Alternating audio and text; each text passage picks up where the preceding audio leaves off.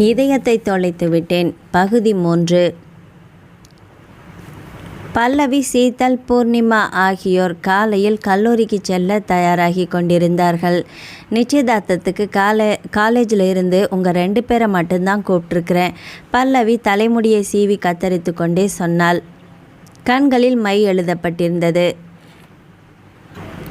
ஏன், என்னாச்சு? வகுப்பில் வேற யார்கிட்டையும் சொல்லலையா என்று சென்ட்டை உடலில் பீச்சிக்கொண்டே கேட்டாள் பூர்ணிமா.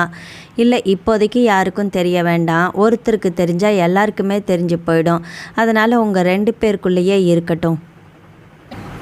நீங்கள் எப்போ வரீங்க? சனிக்கிழமையே வந்துடுறீங்களா?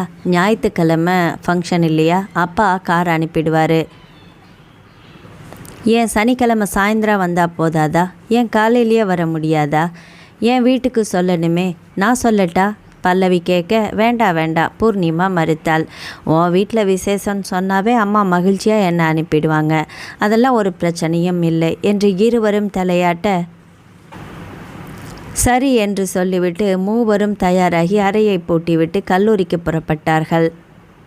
ஜெகன், விமல் மற்றும் ஃபெரோஸ் ஆகியோர் கல்லூரியில் சிகரெட் பிடிக்க தடை விதிக்கப்பட்டிருந்தாலும் அவங்க ஹிஸ்ட்ரி ஹாலுக்கு முன்னாடி நின்று சிகரெட் பிடித்து கொண்டிருந்தார்கள்.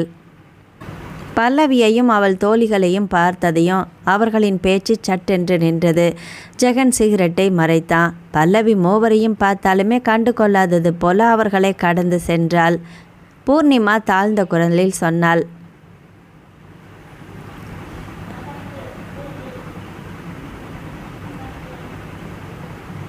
ஏய் பல்லவி, அவங்க நம்மளை பார்த்து தான் முறைக்கிறாங்க. அவனுங்களுக்குள்ளே ஏதோ பேசிக்கிறாங்க பாரு. பல்லவி சாதாரணமாக சொன்னா, அவனுங்க என்ன வேணால் பேசிட்டு போட்டோம். அழகான பெண்களை கண்டால் இந்த மாதிரி குரங்குங்க முறைக்கத்தானே செய்யும். அதை அலட்சியப்படுத்திட்டு நீ வா என்று சொன்னாள். பல்லவிக்கு உள்ளுக்குள்ள பயம் இருந்தாலும் அதை வெளிக்காட்டி கொள்ளவே இல்லை. மதிய உணவுக்கு பிறகு அவள் நூலகத்திற்கு சென்றாள். அப்போது பூர்ணிமாவும் சீதலும் ஒன்று சேர்ந்தார்கள். எப்படி, நிச்சயதார்த்துக்கு புது ட்ரெஸ் வாங்கணுமாடி என்று கேட்டாள் சீதல். இல்லை, 2 பேரும் பட்டுப்புடவை இருந்தால் அதையே கட்டிக்கலாம். ப்ளவுஸ் கொஞ்சம் கிராண்டாக இருந்தாலே போதும். நாம் ஸ்பெஷல் நண்பர்கள் இல்லையா? பல்லவியோட ஃப்ரெண்ட்ஸ்னு தனியாக தெரியணும். அதனால் பட்டுப்புடவை தான் சரி. சூப்பர் ஐடியா என்று ஆமோதித்தாள் சீதலும். சரி, பல்லவிக்கு என்ன ப்ரெசன்ட் பண்ணுறது? நாம் அழகான ஒரு புடவை எடுத்து ப்ரெசன்ட் பண்ணலாமா? ஓகே, ஆனால் கல்யாண பொண்ணுக்கு தெரியாமல் இதை செய்யணும் என்று இருவரும் தங்களுக்குள் ரகசியமாக பேசிக்கொண்டார்கள். கடைசி பீரியடை கட் பண்ணிவிட்டு 2 பேரும் நேராக ஊருக்கு போனாங்க. அவர்கள் சென்ற இடம் படகு ஜெட்டுக்கு அருகில் உள்ள அனுராக் சில்க்குக்கு. நகரத்தின் மிகப்பெரிய ஜவுளி ஷோரூம் அது. 5 மாடிகளை கொண்ட கண்ணை கவரும் துணி கிடையாது. அவர்கள் கடைக்குள் நுழைந்ததும் சேல்ஸ்மேன் அவர்களை வரவேற்றார். அவர்களின் தேவை அறிந்து வேண்டுகோளின் பேரில் புடவை பகுதிகளுக்கு அழைத்து சென்றார். அவர்களுக்கு முன்னால் பல வண்ணமயமான உடைகள் அணிவகுத்து நின்றன. பல வடிவமைப்புகள், பல பொருட்கள், பல நிழல் மாடல்கள். அந்த பல்லவி ஒரு ஃபூல், பெரிய முட்டாள். சீதல் தாழ்ந்த குரலில் சொன்னாள். ஏன், எதுக்காக அப்படி சொல்கிற? இந்த அனுராக்கை கல்யாணம் பண்ணிக்கிட்டு இருந்தா அவளுக்கு வேணுமான புடவையோ சுடிதாரோ வேறு என்ன வேணும்னாலும் கையை காட்டிட்டாவே போதும். கொண்டு வந்து மூட்டையாக கட்டி கொண்டு வந்து போட்டுற மாட்டானா? அது சரி. ஒரே டிசைன் மற்றும் கலரில் ஆஃப் சேலை செட் வாங்கினார்கள். தையல் செய்வதற்காக அந்த ரவிக்கை தையல் பிரிவில் ஒப்படைக்கப்பட்டது. மறுநாள் மாலை டெலிவரி தருவதாக அவர்கள் சொல்ல அதை அனுராக் சில்க்குக்கு அவங்க வாங்க வந்தாங்க. பொட்டலத்துடன் வெளியே வந்தபோது ஜெகன், பெரோஸ், விமல் ஆகியோர் அவர்களை பார்த்து வெளியே நின்று கொண்டிருந்தார்கள். அவர்கள் மூவரை பார்த்ததும் பெண்கள் இருவரும் நடுநடுங்கி போனார்கள். என்ன, உங்கள் ஃப்ரெண்ட் இல்லாமல் 2 பேர் மட்டும் தனியாக வந்திருக்கிறீங்க? கையில் என்ன பொட்டலம் என்று ஜெகன் அருகில் வந்து கேட்க, ஒன்றுமில்லை என்று பூர்ணிமா திக்கி திணறி பதில் சொன்னாள். இல்லை, ஏதோ விஷயம் இருக்குது போல், சொல்லுங்களேன், எங்களுக்கு தான் சொல்லுங்களேன். ஃபெரோஸ் சிரித்து கொண்டே கேட்டான். வழியை மறிக்காத ஃபெரோஸ், விலகி நில்லு, சீதல் கூறினாள். எங்ககிட்ட சொல்லாட்டா நாங்கள் உன்னை விட மாட்டோம். ஓ, நீ சொல்லலைன்னா என்ன? உன் ஃப்ரெண்டோட நிச்சயதார்த்தம், அதுக்காக ட்ரெஸ் வாங்க வந்திருக்கிறீங்க அப்படி தானே? ஜெகன் எல்லாம் புரிந்தவன் போல சொல்ல, இதெல்லாம் எப்படி உங்களுக்கு தெரியும் என்று உள்ளுக்குள்ளேயே நினைத்து கொண்டார்கள் பெண்கள் இருவரும். இவனுங்களுக்கு எப்படி தெரியும்னு நீ நினைக்க வேண்டாம். இங்கே என்ன தெரியாமல் ஒரு இலை கூட உதிராது தெரியுமா? விமல் கூறினான். பூர்ணிமாவும் சீதலும் வேகமாக வெளியேறினார்கள். திரும்பி சாலையில் சென்று ஆட்டோவை கை காட்டி நிறுத்தினார்கள். பின்னால் இருந்த மூவரின் சிரிப்பு சத்தம் அவர்களை துரத்தியது. அவர்கள் இருவரும் ஹாஸ்டலுக்கு சென்றபோது அறையில் பல்லவி இருந்தாள். நீ உன் நிச்சயதார்த்தத்துக்கு யாருக்கிட்டேயும் சொல்லாமல் வச்சிட்டு இருந்த, ஆனால் பல பேருக்கு அது தெரிஞ்சிருக்குதே. என்ன? பல்லவிக்கு ஒன்றுமே புரியவில்லை. என்ன சொல்கிற பூர்ணிமா என்று திருப்பி கேட்டா. ஜெகன் மற்றும் அவனது நண்பர்களை பார்த்தது பற்றி சீதல் கூற பல்லவியின் முகம் வாடிப்போனது. ஜெகனுக்கு தெரிந்ததால் இந்த விஷயத்தில் தனக்கு ஏதாவது சிக்கல் வருமா என்று உள்ளுக்குள் பயந்தாள். சனிக்கிழமை பாலகிருஷ்ணன் நாயர் காரை அனுப்பினார். பல்லவியோட சீதல் மற்றும் பூர்ணிமாவும் மூவாடு பிளாவுக்கு கிளம்பினார்கள். குறைந்தது 9 மணிக்குள்ளே வீட்டை அடைந்து விட வேண்டும் என்பது திட்டம். ஆனால் போன போது மணி 10 ஆகி போனது. ராஜேஸ்வரி மூவருக்குமே காலை உணவு செய்து கொண்டு காத்திருந்தாள். அன்றுதான் தோழிகள் இருவரும் ராஜேஸ்வரியை பார்க்கிறார்கள். அவளை பார்க்கவில்லை என்றாலுமே பல்லவி பல முறை தன் தாயை பற்றி கூற கேட்டிருக்கிறார்கள். அதனால் நன்கு அறிமுகமானவர்கள் போலவே உரையாடினார்கள். ராஜேஸ்வரிக்கும் அப்படியே. அவர்களோடு பார்த்து பேசவில்லை என்றாலுமே எப்பொழுதுமே பல்லவியின் வாயால் சீதல் பூர்ணிமா பற்றி கேட்டு தெரிந்து கொண்டிருக்கிறார். அம்மா, எனக்கு பசி உயிர் போகுது. இப்போ சாப்பாடு போட போகிறீங்களா இல்லையா? பல்லவி கோசமிட மென்மையான பூ இட்லி மற்றும் தேங்காய் சட்னி, சாம்பார் என்று அனைத்தையுமே ராஜேஸ்வரி மகிழ்ச்சியாக அவர்களுக்கு பரிமாறினாள். பல்லவி பூர்ணிமா மற்றும் சீதலுக்கு விருந்தினர் அறையை தயார் செய்து கொடுத்தாள். இருவரும் தங்களது பையுடன் பல்லவியை பின்தொடர்ந்தார்கள். டபுள் பெட், டேபிள், நாற்காலி, அலமாரி என்று அழகாக இருந்தது அறை. நாளைக்கு உனக்கு அலங்காரம் பண்ண பியூட்டி பார்லர்லேருந்து வராங்களா? இல்லை, நாளை காலை இதை பற்றி சொல்லலான்னு அம்மா சொன்னாங்க. அதெல்லாம் தேவையே இல்லை. நாங்கள் இருக்கிறோமில்ல, உன்னோட ஃப்ரெண்ட்ஸு, நாங்கள் உன்னை அழகாக அலங்காரம் பண்ணிடுறோம். சரி 2 பேரும் கொஞ்ச நேரம் ஓய்வெடுங்க, நான் இதோ வந்துடுறேன் என்று அவர்களை அறையில் விட்டுவிட்டு பல்லவி வெளியில் வந்தாள். அவள் சென்று உடைகளை மாற்றி கொண்டிருந்த பொழுது கைபேசி அழைத்தது. Missed call. யாரு? அனுராக் அழைத்திருந்தா. திரும்ப அழைக்க அவளுக்கு மனம் வரவில்லை. மொபைலை திரும்ப வைத்ததும் மணி அடிக்க ஆரம்பித்தது. மீண்டும் அனுராக் தான் அழைக்கிறான். அவள் சென்று கதவை மூடிவிட்டு அழைப்பை எடுத்தாள். அம்மாவுக்கு அவனோடு பேசுவது தெரியக்கூடாது என்று நினைத்தாள். வணக்கம். ஹலோ பல்லவி, வீட்டில் இருக்கிறீங்களா? அவன் கேட்டான். ஆமாம், நான் யூகிச்சேன். நாளைக்கு உங்களுக்கு நிச்சயதார்த்தம் தானே? இன்றைக்கி நீங்கள் வீட்டுக்கு போயிருப்பீங்கன்னு எனக்கு தெரியும். ஓ, எனக்கு நாளைக்கு நிச்சயதார்த்தம்னு உங்ககிட்ட யார் சொன்னது? அவள் கேட்டாள். அன்னைக்கு கோபிநாத் அங்கிள் எனக்கு கல்யாணம் பேச உங்கள் வீட்டுக்கு வந்தாங்கல்ல, அன்னைக்கு தான் உங்கள் அப்பா கூறினதாக சொன்னாங்க. வேறு திருமணம் செய்ய முடிவு செஞ்சுருக்கிறாங்க. அது தவிர்க்க முடியாதது என்று சொல்லிவிட்டார். தவிர்க்க வேண்டியதல்ல, உண்மைதான், அவள் சொன்னாள். அறிந்து கொண்டேன். ஆனால் உங்களிடம் ஒன்று கேட்குறேனே, அந்த திருமணம் நிச்சயிக்கப்படாமல் இருந்திருந்தால் எனக்கு பல்லவி கிடைக்க வாய்ப்பு இருக்கிறதா? இது நான் முடிவு பண்ண வேண்டிய விஷயம் இல்லை. எங்கள் அப்பா தான் இதை முடிவு பண்ணணும். அப்படியா? நான் கேட்டது எதையும் நீங்கள் மைண்டில் வச்சுக்காதீங்க. ஆனால் பல்லவியை என்னால் மறக்கவே முடியாது. நாளைக்கு என் வாழ்க்கையில் மிகவும் சோகமான நாளாக நான் உணர்கிறேன். அது என்ன? என்னுடைய நம்பிக்கைகள் அனைத்தும் பொய்த்து போன நாள் அல்லவா? பல்லவியின் விரலில் மோதிரம் நான் போடணும்னு நினச்சேன். என்னால் அது சொந்தம் கொண்டாட முடியாமல் போனதற்கான வருத்தம் எனக்கு இருக்கத்தானே செய்யும். பல்லவியால் எதுவும் பேச முடியவில்லை. மௌனமாக நின்றாள். சரி, என்னுடைய வாழ்த்துக்கள் உங்களுக்கு. அதை சொல்ல தான் நான் இப்போ அழைச்சேன். நாளைக்கு என்னுடைய சோகத்தையும் ஏமாற்றத்தையும் மறக்க நான் வேறு வழியை கண்டுபிடிச்சிட்டேன் என்றான் ஆர்வத்தோடு. என்ன அது என்று இவளும் ஆர்வமாக வினவினாள். சொல்ல முடியாது, மன்னிக்கவும்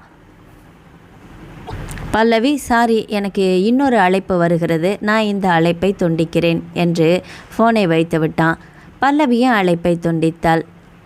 அனுராக்குக்கு பிரசீதா அழைத்திருந்தாள். உடனே அவளின் அழைப்பை எடுத்தான். எனக்கு என்ன நிச்சயதார்த்தம் நடந்ததுன்னு யார்கிட்ட பேசிகிட்டு இருந்த? அவள் கேட்க பல்லவி, நாளைக்கு அவளுக்கு மோதிரம் மாற்றும் விழா நடக்குது, அதற்காக அழைத்து வாழ்த்து சொன்னேன். ஓ, அவள் உன்னுடைய காதலியா? இல்லை, முயற்சி செஞ்சேன், கிடைக்கல. எல்லா பெண்களுமே என்னை போல தான் இருப்பாங்கன்னு நீ நினைக்கிறியா? பிரசீதா கேட்டாள். உன்னை போலவோ? இல்லை, நீ எங்கே இருக்கிற? ஓ, நான் இப்போ திருச்சூரில் இருக்கேன். எனக்கு அங்கே ஒரு ஃப்ரெண்டு இருக்கிறா. நாளைக்கு அவளும் நிச்சயதார்த்தத்துக்கு வர்றதுனால 2 பேரும் சேர்ந்தே வரோம். ரிசப்ஷன் நாளைக்கு. ஓ, ரொம்ப சரி. அப்படியானா நீங்கள் எப்போ வேணும்னாலும் வந்து என்னை கூப்பிடுங்க. நாளைக்கு இரவு நான் ஃப்ரீயாக தான் இருப்பேன். ஓகே, நான் 5:50க்கெல்லாம் காலையில் தன்பாத் எக்ஸ்பிரஸ் டிக்கெட்டுக்கு முன்பதிவு பண்ணியிருக்கேன். அந்த எக்ஸ்பிரஸாக பிடிக்கணும். அதுக்கு என்ன ரயில் நிலையத்தில் கொண்டு போய் நீ கரெக்டாக இறக்கி விட்டுட்டா சரி. ஓகே, வா. நாளை இரவு பிரசீதா வாசனையில் மூழ்கி இருக்கணும். பல்லவியின் நினைவு அதை மறக்கடிக்கணும். அனுராக் திடீரென்று நினைவு வந்தவன் போல ஆனந்துக்கு ஃபோன் செய்தான். ஆனந்த் ஹோட்டல். அனுராக். சார். ஆனந்த் வேகமாக அழைப்பை எடுத்தான். ஆனந்த் ஹோட்டலின் மேலாளர் அவன். நாளைக்கு எனக்கு ஒரு கெஸ்ட் வராங்க. என்னோடய ரூமை நீ அரேஞ்ச் பண்ணி வச்சுடு. அப்படியே அவங்களுக்கும் ஒரு ரூம் அரேஞ்ச் பண்ணு. எந்த ரூம் வேணும் சார்? சிறப்பு அறை ஒன்றும் தேவையில்லை, சாதாரணமாக இருந்தால் ஓகே. ஆனந்த் புரிந்து கொள்வான். அதற்கான ஏற்பாடுகளை அவன் செய்ய வேண்டும். அதனால் தான் இப்பொழுதே முன் அறிவிப்பு செய்து விட்டான். அனுராக் காரை எடுத்துக்கொண்டு வீட்டை நோக்கி சென்றான். நிச்சயதார்த்தத்துக்கு முந்தைய நாள் என்பதால் பாலகிருஷ்ண நாயரின் வீட்டுக்கு நெருங்கிய உறவினர்கள், நண்பர்கள் என்று பலரும் வந்திருந்தார்கள். அனைவரும் மகிழ்ச்சியாக உரையாடி கொண்டிருந்தார்கள். அவர்களில் ஒருவர் கேட்டார், உங்கள் மருமகன் சப் கலெக்டர் இல்லையா? அவர் இன்னும் எனக்கு மருமகன் ஆகலை. பாலகிருஷ்ண நாயர் புன்னகையுடன் மறுத்து கூறினார். கொஞ்ச நாள்லேயே கலெக்டராக பதவி உயர்வு கிடைச்சிடும் இல்லையா? இருக்கலாம். நீங்கள் அதிர்ஷ்டசாலி தான் பாலகிருஷ்ண நாயர். உங்கள் மகளுக்கு சரியான இடத்த பிடிச்சிட்டிங்க. அது சரி, ஏன் டாக்டர் இன்ஜினியர்னு பார்க்காம ஒரு IAS அதிகாரியை தேர்ந்தெடுத்தீங்க? அவர் இவங்களோட அதிர்ஷ்டசாலியா? தேநீர் விருந்து நடந்தது. அந்தி சாயும் நேரத்தில் ராகுலின் அப்பா சிவதாஸ் கொல்லத்திலிருந்து ஃபோன் பண்ணியிருந்தார். ஃபங்க்ஷன் மோடு எவ்வளோ தூரத்தில் இருக்குதுன்னு தெரிஞ்சுக்கத்தான் கூப்பிட்டேங்க. ஒன்றும் இல்லை, இங்கே எல்லாமே நல்லா இருக்குது சார். காலையில் எத்தனை மணிக்கு நீங்கள் வரதா இருக்கிறீங்க? எவ்வளோ சீக்கிரம் முடியுமோ அவ்வளோ சீக்கிரம். 10 மணிக்கு முன்னாடி நாங்கள் வந்துடுறோம். ஹோட்டலை கண்டுபிடிக்கிறது ஒன்றும் அவ்வளோ சிரமம் இல்லை. முனிசிபல் அலுவலகத்துக்கு அருகில் தான் இருக்குது. பாலகிருஷ்ண நாயர் எச்சரித்தார். சரி, அதை நாங்கள் பார்த்து கொள்கிறோம், நீங்கள் கவலையை விடுங்க. சரிங்க, நாளைக்கு பார்க்கலாம். 8 மணிக்கு விருந்தினர்கள் அனைவரும் வெளியேறினார்கள். குழந்தைகள் சாப்பிட்டு தூங்கட்டும், காலையில் எழுவதற்கு சரியாக இருக்கும். ஆம், 7 மணிக்கு அழகு கலை நிபுணர் வருவார், ராஜேஸ்வரி கூறினாள். இல்லையே, பல்லவி சொன்னாள். சீத்தலும் பூர்ணிமாவும் என்னோட மேக்கப்பை பார்த்துக்கிறேன்னு சொன்னாங்க. இல்லைம்மா, அவங்கள ஏன் தொந்தரவு பண்ணணும்? அவங்க ரெஸ்ட் எடுக்கட்டும், நல்லா தூங்கி. நீயும் போய் தூங்கு பல்லவி என்று ராஜேஸ்வரி சொல்லிவிட்டு தனது அறை நோக்கி சென்றாள். பல்லவி வந்து பெட்டில் படுத்தாள். தூக்கமே வரவில்லை. அனுராக்கின் வார்த்தைகளே அவள் மனதில் ஒலித்து கொண்டிருந்தது, காதில் குடைந்து கொண்டிருந்தது. ராகுல் தந்தையின் தேர்வு. இந்த தேர்வு வாழ்வில் மகிழ்ச்சியை தருமா? யோசித்து கொண்டே உறங்கி போனாள். மறுநாள் காலை அழகு கலை நிபுணர் வந்தார். ஒரு பெண் மற்றும் அவரது உதவியாளர் பல்லவியை மேக்கப் செய்து மிகவும் அழகாக்கினார்கள். சீத்தலையும் பூர்ணிமாவையும் கொஞ்சம் மேக்கப்புடன் அழகாக்கினார்கள். புகைப்படக்காரர் எல்லாரையுமே படம் எடுத்து தள்ளி கொண்டிருந்தார். மோதிரம் மாற்றும் விழாவில் கலந்து கொள்ள சில விருந்தினர்கள் வீட்டுக்கே வந்தார்கள். 10 மணிக்கு மேலே அனைவரும் தங்கள் கார்களில் பிரின்ஸ் ஹோட்டலுக்கு புறப்பட்டார்கள். ஹோட்டலின் அரங்கம் பூக்களால் அழகாக அலங்கரிக்கப்பட்டிருந்தது. குளிரூட்டப்பட்ட ஹாலுக்கு விருந்தினர்கள் வரத் தொடங்க சிறிது நேரத்தில் ராகுலும் அவரது அப்பா, அம்மா மற்றும் அவரது உறவினர்களும் வந்து சேர்ந்தார்கள். பாலகிருஷ்ணன் நாயர், பாண்டு ஆகியோர் அவர்களை அன்புடன் வரவேற்றார்கள். ராகுலின் காஸ்டியூம் வெள்ளை பட்டு சட்டை, இறுக்கமான கால் சட்டை. அவன் மகிழ்ச்சியாக இருந்தான். ரிசப்ஷனுக்கான நேரம் நெருங்கியதும் பல்லவியும் ராகுலும் மேடையில் பிரத்யோகமாக தயார் செய்யப்பட்ட இருக்கையில் அமர்ந்தார்கள். மேடையில் ஏற்றப்பட்ட சர விளக்கு மற்றும் பிற ஏற்பாடுகள் எல்லாம் கண்ணை கவரும் வண்ணம் இருந்தது. பாலகிருஷ்ண ஐயர் எடுத்து சென்ற மோதிரத்தை ராகுலின் விரலில் போட்டால் பல்லவி. சிவதாஸ் கொடுத்த மோதிரத்தை பல்லவியின் விரலில் போட்டான் ராகுல். ஒருவரை ஒருவர் பார்த்து மந்தகாசமாக சிரித்து கொண்டார்கள். அப்பொழுது அதே நேரம் ஹோட்டலின் அறையில் பால்கனியில் நின்று கொண்டு அனுராக் கடலையே வெறித்து பார்த்து கொண்டிருந்தான். அவனது வலது கையில் ஐஸ் கட்டிகள் நிரப்பப்பட்ட விஸ்கி கிளாஸ் இருந்தது. மணி 11. இப்போது பல்லவியின் விரலில் மோதிரத்தை போட்டிருப்பாங்க. மிகவும் ஆசையோடு அவனை பார்த்து கொண்டு நிற்பாள். நான் மிகவும் ஆசைப்பட்ட பெண் இல்லையா? இப்போது எனக்கு அந்நியமாகிவிட்டாளே. கொஞ்சம் விஸ்கி குடித்தான். பரவாயில்லை, சில விரக்தியும் அவசியம்தான். இது எல்லாமே ஒரு அனுபவம் தானே. விதியின் மீதான பகையை செலுத்த இன்னைக்கு இன்னொரு பெண் வருகிறாள், பிரீதா. அவள் புத்திசாலிதான். நெடுங்காலம் கழித்து வர்றாள்ல, எனக்குள் எரியும் அந்த சுடர அணைக்க வருகிறாள். திடீரென்று கைபேசி சினிங்கியது. அறைக்குள் நுழைந்தான். ஃபோன் படுக்கையில் கிடக்க அதை எடுத்து பார்த்தான். பியூஸ் தான் அழைத்திருந்தான். என்னடா? அனுராக் கேட்டான். நீ எங்கே இருக்கிற? பியூஸ் கேட்டான். அறையில் தான், ஹோட்டலில் தான் இருக்கிறேன். இப்போது மோதிரத்தின் புகைப்படம் வாட்ஸ்அப்பில் கிடச்சிருக்குது, பார்க்கணுமா? பியூஸ் கேட்டான். வேண்டாம், நான் பார்க்க விரும்பலை. ஓகே, நீ பார்க்காம இருக்கிறதே நல்லது. சும்மா இளவரசி போல் ஜொலிக்கிறா. உன்னால் அதை பார்த்தினா தாங்க முடியாது. இருவரின் புகைப்படத்தையும் பார்க்க விருப்பமில்லை தான். அவளுடைய மட்டும் அதை வெட்டி எனக்கு அனுப்ப முடியுமா? திடீரென்று மனம் மாறி கேட்டான். உடனே பல்லவி தனியாக இருக்கும் புகைப்படத்தை பியூஸ் தனது வாட்ஸ்அப்பில் அனுப்பினான். அது சரி, அவளே ஒரு இளவரசி தான். கிளாஸில் இருந்த விஸ்கியை வேகமாக குடித்தான். பிறகு படுக்கைக்கு சென்றான். அப்போது மொபைல் ஃபோன் அடிக்கும் சத்தம் கேட்க தூக்கத்திலிருந்து எழுந்தவன் போல எடுத்தான். பிரதிசா தான் கூப்பிட்டு கொண்டிருந்தாள். அனுராக், நான் சேத்தலாவை அடைஞ்சிட்டேன். இது ஹெரிட்டேஜ் ஹோட்டலில் இருக்குது. எங்களுக்கு அறை ஏற்பாடு பண்ணியிருக்கிறாங்க. நேரத்தை பார்த்தான். இப்பொழுது மணி 3. எப்பொழுது உனக்கு டைம் இருக்கும்? அவன் கேட்டான். 7 மணிக்கு குளிச்சுட்டு புதுசாக உடை அணிந்துட்டு 6 மணிக்கு வரவேற்பு. 1 மணி நேரம் கழித்து நான் கிளம்பணும். சரி, நான் வந்து உன்னை கூட்டிகிட்டு போகிறேன். சரி. அனுராக் குளித்து விட்டு உடை மாற்றிக்கொண்டா. ரூமுக்கு கொண்டு வர சொல்லி சாப்பிட்டான். 6 மணிக்கே கிளம்பணும். அரை மணி நேரத்தில் சேந்தலாவை அடைஞ்சிடலாம். சிறிது நேரம் ஓய்வெடுத்தான். பின்னர் காரை எடுத்துக்கொண்டு கிளம்பினான். 7 மணிக்கு சற்று முன்னாலே ஹெரிட்டேஜ் ஹோட்டலின் பார்க்கிங் ஏரியாவை அடைந்து விட்டான். பின்னர் பிரசிதாவை அழைத்தான். எங்கே இருக்கிற கேட்டா. சரி, நான் சீக்கிரம் வரேன். ரூமிலிருந்து அவள் கைப்பையை எடுத்துக்கொண்டு கீழே இறங்கி வந்தாள். அனுராக் காரை விட்டு இறங்கி வெளியே நின்று கொண்டிருந்தான். ரிசப்ஷனில் நிறைய கார்கள் நின்றிருந்தன. சிறிது நேரத்தில் பிரீதா தோல் பையுடன் விறுவிறுப்பாக வந்தாள். அவளது உடை இறுக்கமான ஜீன்ஸ் மட்டும் மேல் டாப். அனுராக் என்று ஓடி வந்து அவனை அணைத்து கொண்டாள். நீ இப்போ மிகவும் குண்டா அழகாக இருக்கிற என்று அவளை அணைத்து கொண்டே சொன்னான் அனுராக். I like you.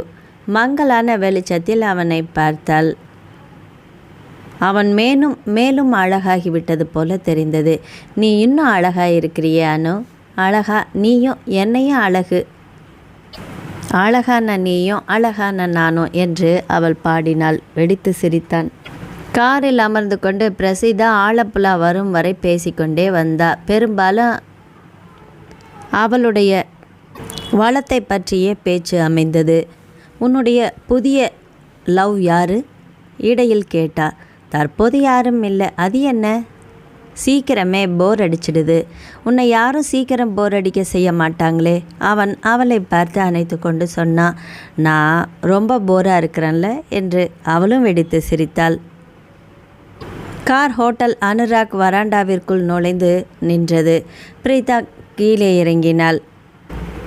நீ ரிசப்ஷனில் உட்காரு, நான் வந்துடுறேன் அவன் சொன்னான். காரை எடுத்து பார்க் செய்துவிட்டு அனுராக் வந்தான். பிரசிதாவை அவன் அறைக்கு அழைத்து சென்றான். ரிசப்ஷனில் இருந்த வரவேற்பாளன் எல்லாவற்றையுமே கவனித்து கொண்டு தான் இருந்தான். இது வழக்கமான காட்சியாக இருந்தால் அவனுக்கு அது சிறப்பாக எதுவும் தோணலை. அறையை அடைந்து சிறிது நேரம் பேசி கொண்டிருந்தார்கள். அப்போது அவள் பீர் குடித்தாள். இருவரும் சாப்பிட்டார்கள். இப்போவே படுக்கலாமா அவள் கேட்டாள். ஆனால் தூங்காத அவன் சொல்லி வெடித்து சிரித்தான். வெகு நேரம் கழித்து இருவரும் உறங்கினார்கள். எப்போதோ நள்ளிரவில் அனுராக் கண் விழித்து பாத்ரூம் போன போது பார்த்தான். பிரசிதாவின் உதடுகளில் மூளையிலிருந்த வெள்ளை நுரை வர அவளை எழுப்ப முயன்றான். ஆனால் அவள் உடல் அசைந்தே கொடுக்கவில்லை. எழுந்திருக்கவே இல்லை. அவன் மூக்கின் கீழ் சந்தேகத்துடன் பார்த்தான். மூச்சே வரலை. அனுராக்குக்கு அதிர்ச்சியாகி போனது. பைத்தியக்காரன் போல அறையை திறந்து கொண்டு வெளியே ஓடினா. படிக்கட்டுகளில் இறங்கி ஓடினா. ஹோட்டல் லாபி வெறிச்சோடி கிடந்தது. அனுராக் படிக்கட்டில் இறங்கி கீழே தரைத்தளத்துக்கு வந்தான். வரவேற்பறையில் ஒரு இளைஞன் டை கட்டியபடி நின்றிருந்தான். என்ன சார், என்னாச்சு? அனுராக்கின் பதட்டத்தை பார்த்து கேட்டான். மேலாளரை விரைவாக அழைக்கணும் என்று சொன்னான். மேனேஜரை கூப்பிடு. என்ன சார் ஆச்சு? கவலையுடன் அவன் திரும்பவும் கேட்டான். உன் வேலை என்ன? நான் சொல்கிறத கேட்குறதான். உடனே மேனேஜரை கூப்பிடு. மேனேஜர் ஆனந்த் கீழ்த்தளத்தில் உள்ள தனது சொந்த அறையில் தூங்கிக் கொண்டிருந்தார். வரவேற்பாளர் அவனை தொலைபேசியில் அழைத்தார். நேரத்தை வீணாக்காமல் ஆனந்தும் வந்தான். அனுராக் தூங்கவில்லையா? உணர்ந்தான். என்ன சார், என்ன விஷயம்? ஆனந்த் அமைதியான குரலில் தான் கேட்டான். அனுராக் ஆனந்தை ஓரமாக அழைத்து கொண்டு போய் பேசினான். என் அறையில் ஒரு ஃப்ரெண்டு இருந்தால பிரீதா, அவளுக்கு ஏதோ நடந்துருச்சு போல, மூச்சு வரலை, நடுங்கும் குரலில் சொன்னான். உங்களுக்கு இடையில் ஏதாவது தகராறு வந்ததா? மேனேஜர் சந்தேகத்துடன் கேட்டான். என்ன கேட்குற, புரியல. இல்லை, ஏதாவது சண்டை வந்துச்சா அப்படின்னு கேட்டேன். ஓ, அப்படியெல்லாம் ஒன்றும் இல்லை. அவங்களுக்கு சேராத எதையாவது சாப்பிட்டாங்களா? இல்லையே, பீரும் ஸ்காட்ச் விஸ்கியும் தான். சரி, வாங்க போய் பார்க்கலாம். அவங்களுக்கு உயிர் இருந்ததுன்னா சீக்கிரமாக மருத்துவமனைக்கு கூட்டிகிட்டு போகணும். அப்படி உயிர் போயிடுச்சுன்னா நாம் அவன் உடம்போட மருத்துவமனைக்கு போனால் என்ன செய்ய முடியும்? அனுராக் ஒரு கணம் அமைதியாக நின்றான். மேனேஜர் என்ன சொல்கிறான் என்பது முக்கியம் என்று கவனித்தான். ஒன்று செய்யலாம். இங்கே சுமார் 200 கெஸ்டாவது இருப்பாங்க. அவங்களில் யாராவது டாக்டர் இருக்காங்களான்னு தேடி பார்க்கலாமா? இது நல்ல யோசனையாக தான் இருக்குது. ரமேஷ், டாக்டர் யாராவது நம்ம ஹோட்டலில் தங்கியிருக்காங்களான்னு செக் பண்ணு. ரிசப்ஷனில் இருந்த இளைஞனிடம் மேனேஜர் சொன்னான். இருக்காங்க. ஆமாம் ஐயா, கோழிக்கோடு மருத்துவக் கல்லூரியில் உதவி பேராசிரியராக டாக்டர் மனோஜ் வேலை செய்கிறாரு. அவர் இங்கே வந்திருக்கிறாரு. ஆலப்புழா மருத்துவக் கல்லூரியில் ஏதோ விரிவுரையாளர் சம்மந்தமாக வந்திருக்கிறாங்க. அப்படியா? அப்படின்னா உடனே அவரை கூப்பிடு. அவசரம் மட்டும் சொல்லு, வேறு எதுவும் சொல்ல வேண்டாம். சரி. வரவேற்பறையில் இருந்த இளைஞன் உடனே ஃபோனை எடுத்து அறை எண் 211க்கு அழைத்தான். அந்த டாக்டர் கிட்ட பேசினான். டாக்டர் அங்கே வராராம், நம்மளை போக சொன்னார். ரிசீவரை வைத்து விட்டு சொன்னான். சார் வாங்க. அனுராக்கிடம் மேலாளர் சொல்லிவிட்டு லிஃப்ட்டுக்கு காத்திராமல் ஆனந்த் மாடிப்படிக்கட்டில் ஏறி ஓடினான். அனுராக்கும் பின்னாடியே தொடர்ந்தான். அவர்கள் அங்கே சென்றபோது அறை எண் 211 கதவு வெளியே வெள்ளை பைஜாமா மற்றும் சட்டை அணிந்த ஒரு நடுத்தர வயது நபர் நின்று கொண்டிருந்தார். டாக்டர், நான் மேனேஜர் ஆனந்த். பேஷண்ட் எங்க? ப்ளீஸ் என்று அனுராக் அறைக்கு அழைத்து சென்றனர். அவர்கள் சென்றபோதும் பிரசீதா கட்டிலில் படுத்துதான் இருந்தார். டாக்டர் லேசாக குனிந்தார். பிரசீதாவின் இமைகளை விரித்து பார்த்தார். பின்னர் நாடி துடிப்பை பரிசோதித்தார். முடிஞ்சிடுச்சு. மருத்துவமனைக்கு அழைத்து செல்றதுல எந்த பிரயோஜனமும் இல்லை. இவ இறந்து போயிட்டா. அனுராக் அதிர்ச்சி அடைந்தான் அவர் வார்த்தைகளை கேட்டு. ஒரு பக்கமாக சரிந்து விழப்போன அனுராக்கை ஆனந்த் வேகமாக ஓடி சென்று பிடித்தான். சார் வாங்க, இப்படி வந்து உட்காருங்க. பக்கத்து காலி நாற்காலியில் அமர வைத்து அவனை ஆசுவாசப்படுத்தினான். அடுத்தது என்ன செய்கிறது என்று புரியாமல் ஆனந்தை பார்த்து கேட்டான் அனுராக். ஜிஎன்னை கூப்பிடுவோம் சார், அவர் இதுக்கு ஒரு வழி கண்டுபிடிப்பார். அனுராக் மீண்டும் அதிர்ந்தான். கோபி மாமாவுக்கு தெரிஞ்சா அம்மா கிட்ட சொல்லிடுவாங்க. இல்லை, அவர் அந்த மாதிரி சொல்ல மாட்டார். நம்ம பார்த்துக்கலாம். உடலை என்ன பண்ணுறது? இப்போது அவனுக்கு அது நினைவுக்கு வந்தது. இது யாருக்காவது தெரிஞ்சால் அந்த நொடியிலேயே போலீஸார் விரைந்து வந்துடுவாங்களே. அவங்க உடனடியாக என்னை கைது செஞ்சிடுவாங்க. அம்மாவுக்கு விஷயமும் தெரிஞ்சிடும். அந்த அதிர்ச்சியிலே இறந்து போயிடுவாங்க. அவனது தந்தையால் உருவாக்கப்பட்ட ஆர்கோ அசோசியேட்ஸ் என்னும் பிஸ்னஸின் வீழ்ச்சி தொடங்கிடும். அப்படியானா ஆனந்த கூப்பிடு, அவன் கெஞ்சினா. உடனே செல்ஃபோனை எடுத்து கோபிநாத்துக்கு ஃபோன் பண்ணா ஆனந்த். இதோ வந்துடுறேன். அன்றிரவு ஹோட்டலின் விருந்தினர்கள் ஆழ்ந்த உறக்கத்தில் இருக்க ஒரு அறையில் மட்டும் தூங்காமல் சிலர் இருந்தார்கள். பியூஸை கூப்பிடலாமா என்று ஒரு கணம் யோசித்தான் அனுராக். பின்னர் அதனை நிராகரித்தான். பாவம், அவனை இதுக்குள்ளே இழுக்கக்கூடாது. சிறிது நேரத்திலேயே கோபிநாத் அங்கே வந்தார். அவரை பார்த்தது அனுராக் துள்ளி எழுந்தான். மாமா, என்னை தயவு செஞ்சு காப்பாற்றுங்களேன். நான் எந்த தவறுமே செய்யலை. என்ன நடந்ததுன்னு எனக்கு புரியவே இல்லை. அவரை கட்டிப்பிடித்து கண்ணீர் விட்டு அழுதான். எதுக்குமே பயப்பட வேண்டாம் மாமா, நான் வந்துட்டேன்ல, சமாளிச்சிக்கலாம். இது ஒரு கெட்ட கனவு போல் நினச்சி நீ மறந்துடு. அவனை நெருங்கி சமாதானப்படுத்தினார். அம்மாவுக்கு இது தெரியக்கூடாது மாமா. அம்மாவுக்கு எதுவுமே தெரியாது. நீ என்ன குழந்தையா? நான்லாம் சொல்ல மாட்டேன். தேவிக்கு எதுவுமே தெரியாது. நான் தான் இருக்கிறேன்ல, நீ கவலைப்படாத. சரி, இந்த பொண்ணு யார்? பேர் என்ன? பிரசீதா நம்பியார் என்று அவளை பற்றி தனக்கு தெரிந்த அனைத்தையுமே கோபிநாத்திடம் சொன்னான். அவள் உங்ககிட்ட வந்ததை யார்கிட்டையாவது சொல்லியிருக்காளா? தெரியலையே. யாராவது அவளை தேடி வந்தாங்களா? இது வரைக்கும் யாரும் வரலை. இப்போ உடலை வண்டியில் தொட்டப்பள்ளிக்கு எடுத்து போகலாம். அங்கே மீன்பிடி படகு தயாராக இருக்கும். உடல் இன்னைக்கு வளைகுடாவுக்கு எடுத்து சென்று வீசப்படும். அதை நினைக்கும் போதே அனுராக்கின் மனம் துடித்தது. வருத்தத்தில் மிதந்தான். பிரசிதா எவ்வளவு அழகான பெண், கடைசியாக இப்படி ஆயிடுச்சே. எதற்கும் பயப்பட வேண்டாம். கண்களை மூடிக்கொண்டு தூங்க முயற்சி பண்ணு. கோபிநாத் அவனுக்கு ஆறுதல் கூறினார். எல்லாவற்றையும் ஆனந்த் பார்த்து கொள்வான். என்னோடு அவன் வரட்டும் என்று சொல்ல ஆனந்த் எல்லாவற்றையும் பார்த்து கொண்டு நின்று கொண்டிருந்தான். ஆனந்த், அவனுக்கு ஒரு கிளாஸ் பிராந்தி ஊற்றி கொடு, அவன் தூங்கட்டும். ஆனந்த் உடனடியாக ஒரு உயரமான கண்ணாடி டம்ளரை எடுத்து அதில் நிரம்ப பிராந்தியை ஊற்றி அனுராக்கின் கைகளில் திணித்தான். அனுராக் அதை கண்ணை மூடிக்கொண்டு குடித்து முடித்து கிளாஸை வைத்தான். சரி, நீ தூங்கு, நான் இதை பார்த்துக்கிறேன் என்று அவனை படுக்கையில் படுக்க வைத்துவிட்டு கோபிநாத் அறையின் கதவை சாத்தி விட்டார். பூட்டிவிட்டு கோபிநாத்தும் ஆனந்தும் லிஃப்டை நோக்கி நடந்தார்கள். எப்போதுமே ஒரு கண் வேண்டும். யாராவது ஒருத்தர் பிடிபடலாம். மிகவும் ஜாக்கிரதையாக இருக்கணும் என்று ஆனந்திடம் கூற ஓகே சார் என்றான். கோபிநாத் லிஃப்ட் வழியாக இறங்கி காரில் ஏறினார். டிரைவர் முன்னோக்கி நகர்ந்தான். இரவு 2 மணி ஆகியும் சாலையில் போக்குவரத்தே இல்லை. கார் ஹெட்லைட் எரியாமல் அலறியது. கோபிநாத் மொபைலுக்கு அழைப்பு வந்தது. ஜெயந்தி தான் அழைத்திருந்தாள். எங்கே இருக்கிறீங்க? ஏன் வரல? ஹோட்டலில் இருக்கிறேன், திரும்பி வரேன். என்ன நடந்தது? அவள் கேட்டாள். அனுராக்கின் தலையில் இன்னொரு கொலைப்பலி விழுந்திருக்குது. அவனுடைய நாவ் இனி எனக்கு எதிராக எழவே எழாது. புத்திசாலி, சீக்கிரம் வந்து சேருங்க, உங்களுக்காக நான் காத்துட்ருக்கிறேன் என்று ஜெயந்தி உணர்ச்சியுடன் சொல்ல கோபிநாத் சிரித்தான். திங்கட்கிழமை காலை பல்லவி, சீத்தல், பூர்ணிமா மூவருமே மூவாட்டுப்புழாவிலிருந்து ஆலப்புழாவுக்கு காரில் திரும்பினார்கள். அவர்கள் யாரிடமும் நடந்ததை சொல்லாவிட்டாலும் எல்லாருக்குமே அது தெரிந்திருந்தது. காரில் வரும்பொழுது சீத்தல் சொன்னாள். அது எப்படி? பல்லவிக்கு அவள் சொல்வது ஒன்றுமே விளங்கவில்லை. உன் விரலில் இருக்க இந்த மோதிரத்தை பார்த்தாலே புரியாதா? பல்லவி அது சரி என்று உணர்ந்தாள். வலது கையை உயர்த்தி மோதிர விரலை பார்த்தாள். அந்த அழகிய தங்க மோதிரம் அவள் கைக்கு அழகு கூட்டியது. நீல மேற்பரப்பில் தங்க எழுத்துக்கள் ராகுல் என்று எழுதியிருந்தது. பரீட்சை முடிஞ்சதும் கல்யாணம்தான் பல்லவிக்கு. அப்புறம் ஹாஸ்டலை விட்டு வீட்டில் போய் இருப்பா. ஓகே சரி, கல்யாணத்துக்கு 2 நாள் முன்னாடியே நீங்கள் எல்லாம் வந்துடணும். உங்கள் 2 பேரை தவிர எனக்கு நண்பர்கள் யாரும் இல்லைல்ல, நீங்கள் தான் முன்னாடி வந்து நிற்கணும்.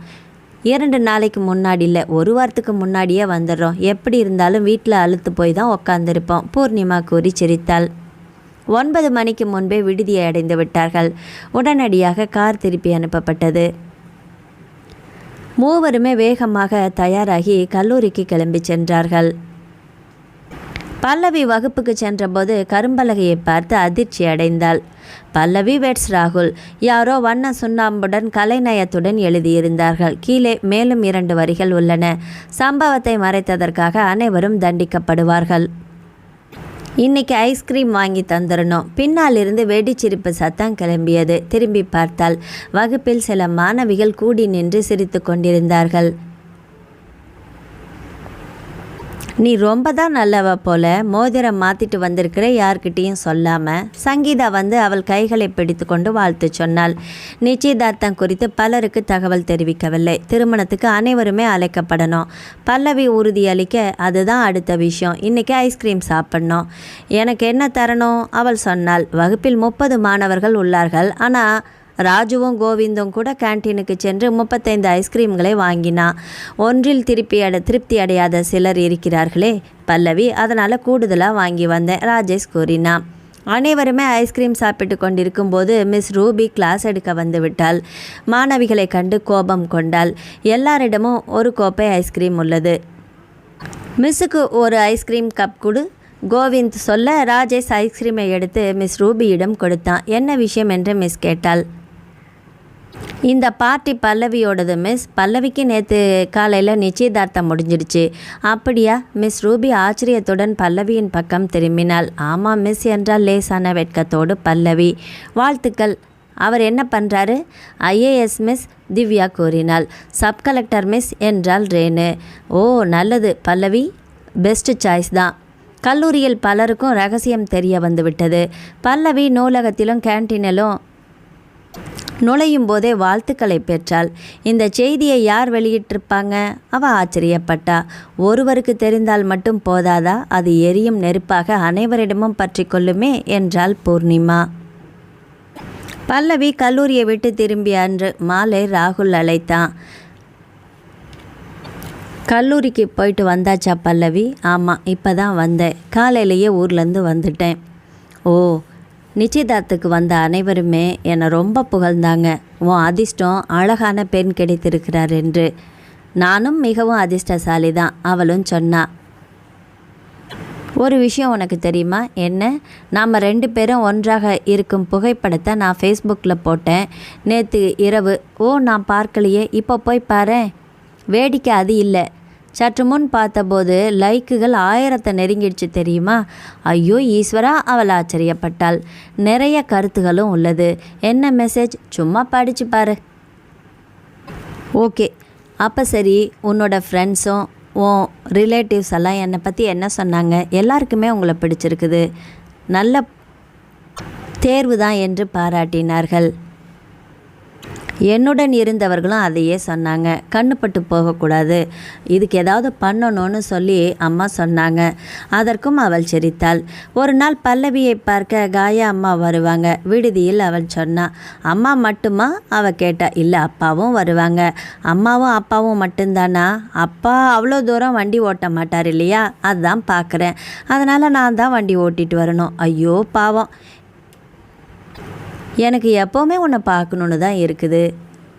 ஆனால் சீக்கிரம் வாங்க, நான் உங்களுக்காக காத்துட்ருப்பேன், அவள் சொல்ல வெக்கத்தோடு அவள் சிரிக்க ராகுலும் சிரித்து கொண்டே அழைப்பை துண்டித்தான். ராகுலின் முகநூல் ஐடி ராகுல்தாஸ். பல்லவி உடனே ராகுலின் முகநூலுக்கு சென்று பார்த்தாள். டைம் லைக்லேயே இருவரின் புகைப்படமும் வெளியிடப்பட்டிருந்தது. மெரூன் லாச்சாவில் அவள் மோசமாக தெரியவில்லை என்று அவளே உணர்ந்தாள். அவளுக்கு பக்கத்தில் ராகுல் நிற்கிறான். இருவருக்குமே புரிதல் உள்ளது. பிரின்ஸ் ஹோட்டலின் புல்வெளியில் எடுக்கப்பட்ட புகைப்படம் அது. எனக்கினிய பல்லவிக்கும் இன்று நிச்சயதார்த்தம் நடந்தது. 4-5 வரிகள் மட்டும்தான் 1000 லைக்குகளை கடந்துவிட்டது. மெசேஜ்கள் குவிந்த வண்ணமே இருக்கின்றன. நல்ல ஜோடி, அழகான பெண் மற்றும் அழகான பையன், உங்கள் இருவருக்குமே ஆல் த பெஸ்ட் என்று வாழ்த்துக்கள் குவிந்து கொண்டே இருந்தது. அந்த முகநூல் பக்கத்தை சீத்தலுக்கும் பூர்ணிமாவுக்கும் காட்டினாள். நல்லா இருக்கு, 2 பேருமே அம்சமாக இருக்கிறீங்க. அவர்கள் அமர்ந்து முழுவதையுமே படித்தார்கள். நாங்களும் ஒரு மெசேஜ் தட்டுறோம். மணமகளுக்கு சீத்தல் மற்றும் பூர்ணிமா என்ற 2 அழகான தோழிகள் உள்ளனர்.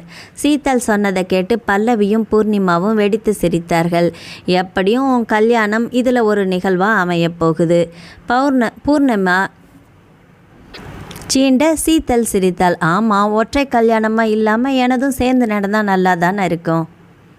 அன்று பல்லவி இனிமையான கனவுகளுடன் உறங்கினாள். மாலையில் ஆஃபீஸிலிருந்து வந்த பாலகிருஷ்ண நாயருக்கு ராஜேஸ்வரி டீ தயார் பண்ணி கொண்டு வந்தா. ராஜேஸ்வரி வீட்டுக்கு பெயிண்ட் அடிக்க வேணாமா? வேணும்தான். இங்கே சரி பண்ண வேண்டிய விஷயம் நிறைய இருக்குது. முதல்ல கல்யாண தேதியை முடிவு பண்ணுங்க. ஆடிட்டோரியத்துக்கு முன்பதிவு செய்யணும். திருமணத்துக்கு எத்தனை பேர் கலந்துக்குவாங்கன்னு ஒரு லிஸ்ட் எடுக்கணும். அதன் பின்னாடி சாப்பிட்ற ஐட்டங்கள் என்னன்னு சொல்லணும். அதுக்கு ஆளை பிடிக்கணும். விலை குறைந்த ஆபரணங்களும் எடுக்கணும். நேற்று தங்கம் கிராமுக்கு 10 ரூபா கூடியிருக்குது, அதாவது 50 ரூபா அதிகமாக வரும், ராஜேஸ்வரி கூறினாள். நாம் கொஞ்சம் தங்கத்தை ஏற்கனவே சேர்த்து வச்சுருந்துருக்கலாம். இப்போ நீங்களும் ஒரு நல்ல நகை கடைக்கு சென்று மீதியை வாங்கணும். அவளுடைய கற்பனையில் நகைகளை அவர் பரப்பினார். இன்றைய பெண்கள் அனைவருமே தங்க நகைகளை அதிகமாக விரும்புகிறதே இல்லை. அதை வாங்கி லாக்கரில் தான் வச்சுக்கிறாங்க. ஆனாலும் அதை வாங்கிறது தான் நமக்கு அந்தஸ்து. ராஜேஸ்வரி தனது விருப்பத்தை தெரிவித்த போது பல்லவியின் ஃபோன் வந்தது. என்ன கண்ணா? பாலகிருஷ்ணன் நாயர் அழைப்பை எடுத்து கேட்டார். அப்பா, இன்றைக்கி எக்ஸாம் டைம் டேபிள் வந்துடுச்சு. இது ஏப்ரல் 7ஆம் தேதி தொடங்குது, 24ஆம் தேதி கடைசி எக்ஸாம். முன்கூட்டியே தெரிந்து கொள்வது நல்லது தான். அதனால் 2:30க்கு ஹாஸ்டல் புக் பண்ணிவிட்டு இங்கே வரலாம், சரியா? இன்னும் ஒரு நாள் கழித்து வந்தால் போதும். நண்பர்களுடன் ஒரு கொண்டாட்டம் இருக்குது. சரி, அக்ரீட். பிறகு சந்திக்கலாம். ஓகே செல்லம், நீ உன் வேலையை பாரு. அழைப்பை துண்டித்தார். பிறகு ராஜேஸ்வரியிடம் விஷயத்தை சொன்னார். ஞாயிற்றுக்கிழமை ஜோதிடரை பார்க்க போகணும். பிறகு தேதியை நிர்ணயம் பண்ணிடலாம். அவளோட எக்ஸாம் ரிசல்ட் தேதியும் வந்துடுச்சு இல்லையா? இனிமே காலதாமதம் வேண்டாம் என்று ராஜேஸ்வரி வற்புறுத்த சரி என்று தலையாட்டினார். அதுக்கு முன்னாடி ராகுலின் தந்தைக்கும் ஃபோன் பண்ணி அவங்களோட வசதியை பற்றியும் தெரிஞ்சுக்கிட்டு தான் நாள் குறிக்கணும். சரி, தேதி நிர்ணயம் செய்யப்பட்டவுடன் விஷயங்கள் சிறப்பாக ஆரம்பிக்கணும். ராஜேஸ்வரி சொல்ல சரி என்று தலையாட்டினார். ஒரு ஞாயிற்றுக்கிழமை சென்று ஜோதிடரை பார்த்தார்கள். மே மாதத்தில் ஒரு நாள் உள்ளது, 12ஆம் தேதி. அது ஞாயிற்றுக்கிழமையாகவும் உள்ள. சரி என்று தலையாட்டிவிட்டு அங்கே அமர்ந்து கொண்டே ராகுலின் தந்தைக்கு ஃபோன் செய்து விஷயத்தை சொன்னார் பாலகிருஷ்ணன் நாயர். 12 ஓகே தான் சார், எடுத்துக்கலாம். ஞாயிற்றுக்கிழமை எல்லாவற்றிற்குமே சிறந்தது தான். சிவதாசும் ஒப்புதல் கூறினார். ராகுலை பற்றி நீங்கள் ஏன் நினைக்கல? பாலகிருஷ்ணன் நாயர் கேட்டார். அதை பற்றி நான் அவங்ககிட்ட பேசிக்கிறேன். ஞாயிற்றுக்கிழமை அவனுக்குமே ஃப்ரீயாக தான் இருக்கும். அப்படியானால் ஆடிட்டோரியத்தையும் முன்பதிவு பண்ணணுமே. சரி, செஞ்சிடலாம். திரும்பி வரும் வழியில் பாலகிருஷ்ணன் நாயரும் ராஜேஸ்வரியும் மே 12 நகரத்தின் மிகப்பெரிய திருமண மண்டபத்தை முன்பதிவு செய்தார்கள். மறுநாள் மதியம் பாலகிருஷ்ணன் நாயரை அலுவலகத்தில் இருந்தபோது கனகாம்பரன் வந்து சந்தித்தான். வரும்போது அவர் கையில் ஒரு கருப்பு கைப்பை இருந்தது. உட்காருங்க. கனகாம்பரன் நாற்காலியில் அமர்ந்தான். சார், என்ன ஞாபகத்தில் இருக்கா? 2-3 வாரங்களுக்கு முன்னாடி நான் உங்களை வந்து பார்த்துருக்குறேன். ஓ, நினைவு இருக்குது. பாலகிருஷ்ணன் நாயர் பல்லப்பாடியிலிருந்து புஷ்பாங்கதன் என்பவரின் 400 சென்ட் நிலம் பற்றி நீங்கள் பேச வந்தீங்க இல்லையா என்று விவரமாக கேட்டார். ஆமாய்யா, விஷயத்தை இன்னும் 2 காசு கூட கூட்டி தந்துடுறேன். ஆனால் கால்வாயை ஒட்டியுள்ள அந்த 2.5 சென்ட் நிலத்தை தனியாருக்கு வழங்க சட்டம் இல்லை. சட்டத்தை மீறி எதுவும் செய்ய முடியாது. அது எதிர்காலத்தில் பாதிப்பை ஏற்படுத்தும். அதெல்லாம் ஒன்றும் பிரச்சனை இல்லை சார்.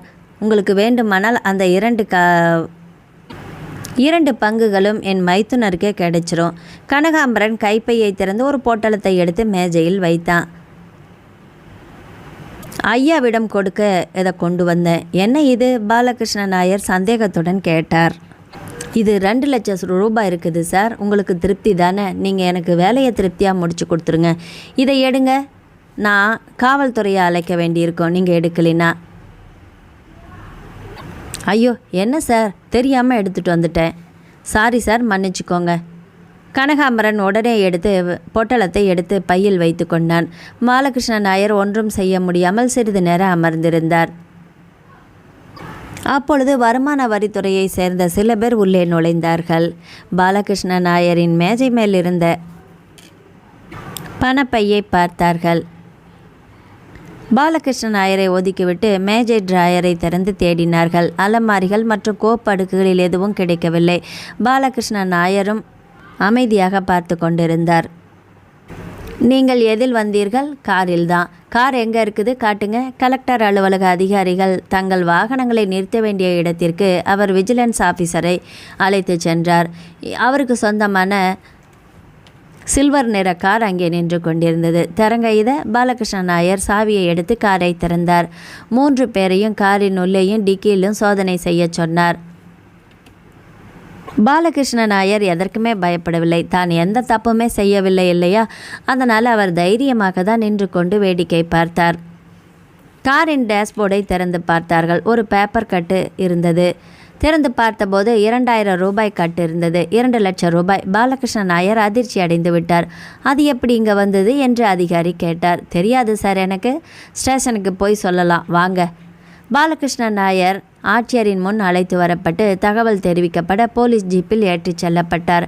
ஊழியர்கள் நம்ப முடியாமல் திகைத்து போய் நின்றார்கள். பேராசிரியர் சிவதாஸ் மாலை கல்லூரியிலிருந்து வீட்டிற்கு திரும்பி வந்தபோது மனைவி கிரிஜா குமாரி தொலைக்காட்சியில் சமையல் நிகழ்ச்சியை பார்த்து கொண்டிருந்தார். இன்னைக்கு புதிதாக ஏதாவது கற்றுட்ருக்கிறியா? விளையாட்டாக கேட்டார்.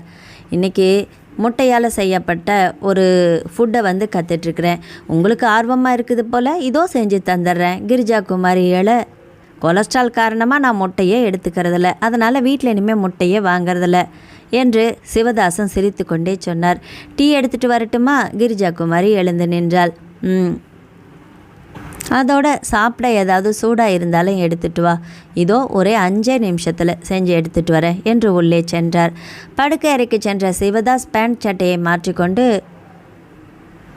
கைலியை கட்டிக்கொண்டு வெளியே வந்தார். சூடாக பஜ்ஜி சமைக்கும் வாசனை காற்றில் நிரடியது. கிரிஜா குமாரி ஒரு தட்டில் சூடான பஜ்ஜியும் தேங்காய் சட்னியும் வைத்து எடுத்து வந்தாள். 2 குவளைகளில் தேநீர் இருந்தது.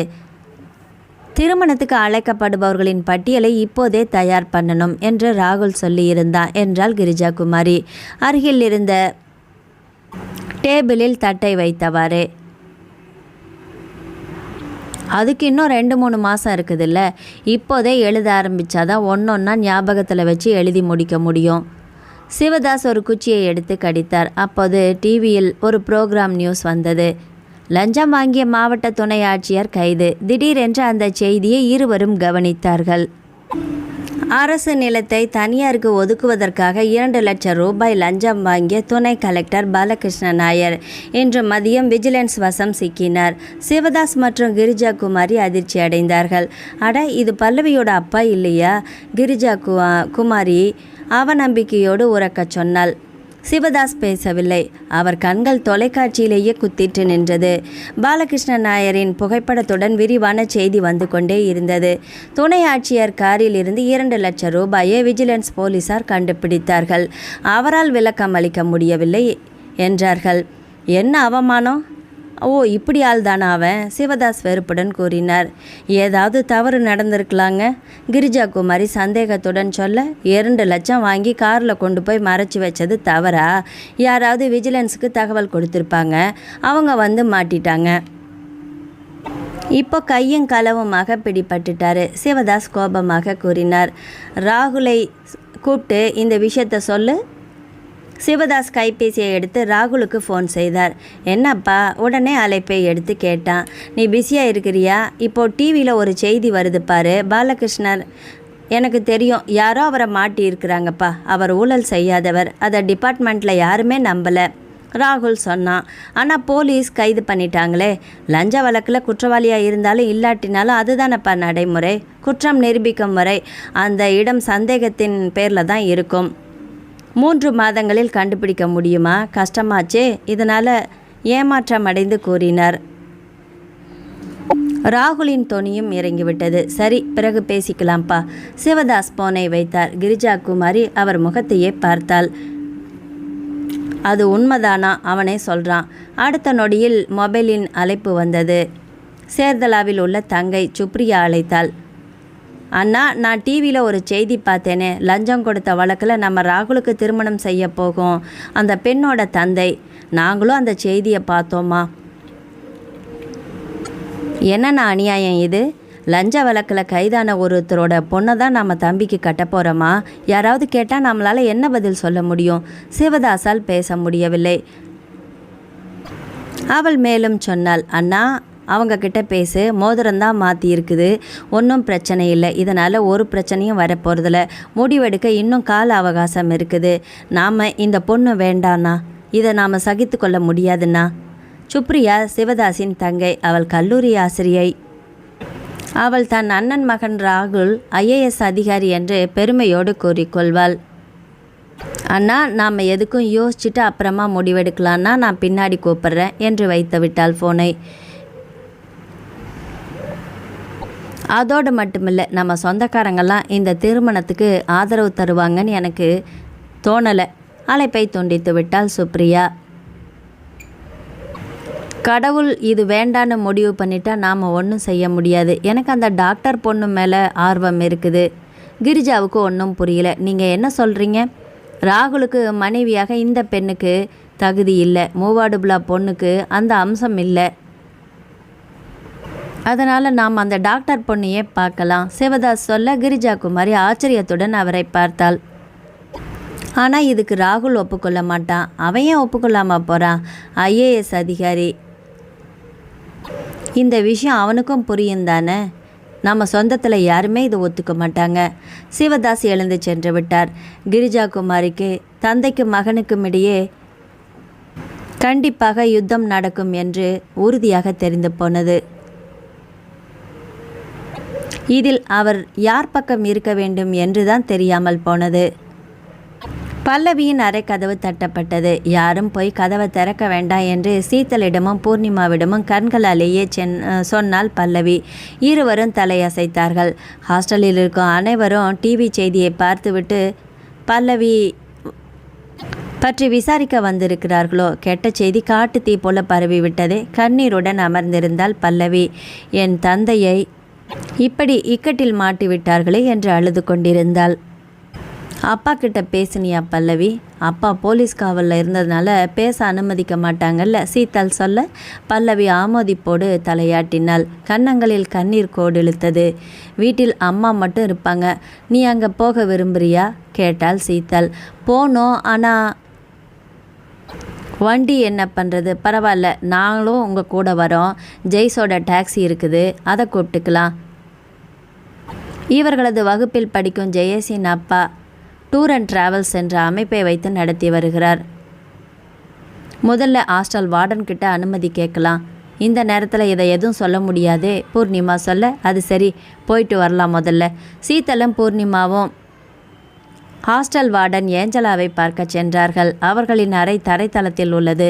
கதவை லேசாக தட்டிவிட்டு வெளியே காத்திருந்தார்கள். சிறிது நேரத்தில் ஏஞ்சலா கதவை திறந்து வெளியே வந்து பார்த்தாள். அவர்களை பார்த்து என்ன என்று முணுகினாள். அவளுக்கு தெரியும், பல்லவியின் தந்தை ஒரு வழக்கில் போலீஸ் காவலில் உள்ளது. வீட்டில் பல்லவியின் அம்மா தனியாக இருக்கிறார்கள். பல்லவி அங்கே போக அனுமதி வேண்டும் என்று பூர்ணிமா கேட்க வார்டன் கைகடிகாரத்தை பார்த்தாள். மணி 7:30. 6 மணிக்கு மேலே வெளியில் வரக்கூடாது என்பது உங்களுக்கு தெரியாதா? இது ஒரு பெண்கள் ஹாஸ்டல். இங்கெல்லாம் அந்த மாதிரி போகக்கூடாது. நாங்கள் 2 பேரும் அவளோட போகிறோம் சிஸ்டர். சீத்தல் சொல்ல, எப்படி போவீங்க? டாக்ஸி மூலம் ஏற்பாடு பண்ணிட்டோம். ஏஞ்சலா மறுப்பாக தலையசைத்தாள். இந்த ராத்திரி நேரத்தில் 3 பெண்களை அதுவும் டாக்ஸியில் அனுப்புறது பாதுகாப்பான விஷயமல்ல. இது விடுதி விதிகளுக்கு தவறானது.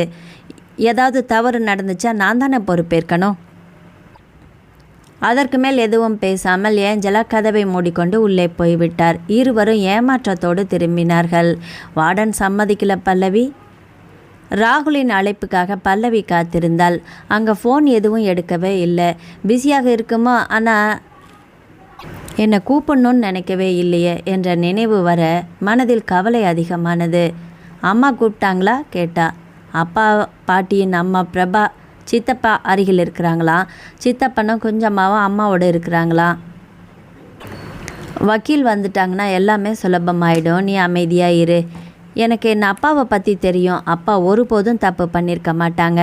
காவல்துறையோ நீதிமன்றமோ குற்றவாளியாக்க முடியாத தந்தையை. ஆனால் ராகுலும் அவரது குடும்பமும் தவறாக புரிஞ்சுக்கிட்டாங்கன்னா அதுதான் என்னுடைய பயமே என்று பல்லவி கூறினாள். தோழிகள் இருவரும் என்ன சொல்வது என்று புரியாமல் நின்றார்கள். திடீரென்று பல்லவியின் மொபைலுக்கு அழைப்பு வந்தது. பார்த்தபோது அது ராகுல் தான். ராகுல் அழைப்பை உடனே எடுத்தாள். சாரி பல்லவி, நான் பிஸியாக இருந்ததுனால உன் அழைப்பை ஏற்க முடியல. உன்னோட அப்பா நியூஸை கேள்விப்பட்டதையும் அதனோட விவரம் என்னன்னு நான் கேட்டு தெரிஞ்சுக்க ட்ரை பண்ணிட்டு இருந்தேன். அப்பா அப்பாவி ராகுல், அப்பா அப்படியெல்லாம் செஞ்சுருக்கவே மாட்டார். என் அப்பாவை பற்றி எனக்கு நல்லாவே தெரியும். அவரை யாரோ ஏமாற்றி அவரை கைது பண்ண வச்சுருக்கிறாங்க. அதை கேள்விப்பட்டதுலேருந்து என் மனசு நிம்மதியாகவே இல்லை. அவள் அழுதாள். உன் அப்பாவை போலீஸார் கைது செஞ்சுருக்கிறாங்க. உன் அப்பாவை யாரும் கைது பண்ணலை அப்படின்னு யார் சொன்னாங்க? அவர் சாட்சிக்காக தான் அழைத்து செல்லப்பட்டார். ஆனால் அதன் பிறகு அவர் வீட்டுக்கு அனுப்பப்பட்டார். இப்போது அப்பா வீட்டுக்கு தான் போயிட்டுருக்கிறாரு. உண்மையா ராகுல்? நான் கேட்குறது உண்மைதானா? அப்பாவை ஒன்றும் ஜெயிலில் வைக்கலையே, அவள் நிம்மதியாக கேட்டா. சேனலில் வரும் செய்தி எல்லாமே உண்மை இல்லை பல்லவி, நீ பயப்படாத அதை நினச்சி. அவளுக்கு தைரியம் அளித்தான் ராகுல். இது எப்படி நடந்துச்சு ராகுல்? இதை பற்றி ஏதாவது உங்களுக்கு விஷயம் தெரியுமா என்று வருத்தத்தோடு கேட்டாள் பல்லவி. கனகாம்பரன் என்ற நபர் கொடுத்த பதிவு தான் இது. அந்த தகவல் பேரில் கண்காணிப்பு படையினர் சோதனையிட்டிருக்கிறாங்க. காரின் டேஷ்போர்டில் மறைத்து வைக்கப்பட்ட பணம் அவங்க கைக்கு கிடச்சிருக்குது. இதுதான் அவரை கைது பண்ணுறதுக்கு வசதியாக போயிடுச்சு. யார் இந்த கனகாம்பரன்? அவரது உறவினர் ஒருவர் நிலத்தை அபகரிக்க விரும்புவதாக கிராம அலுவலரிடமிருந்து புகார் வந்திருக்குது.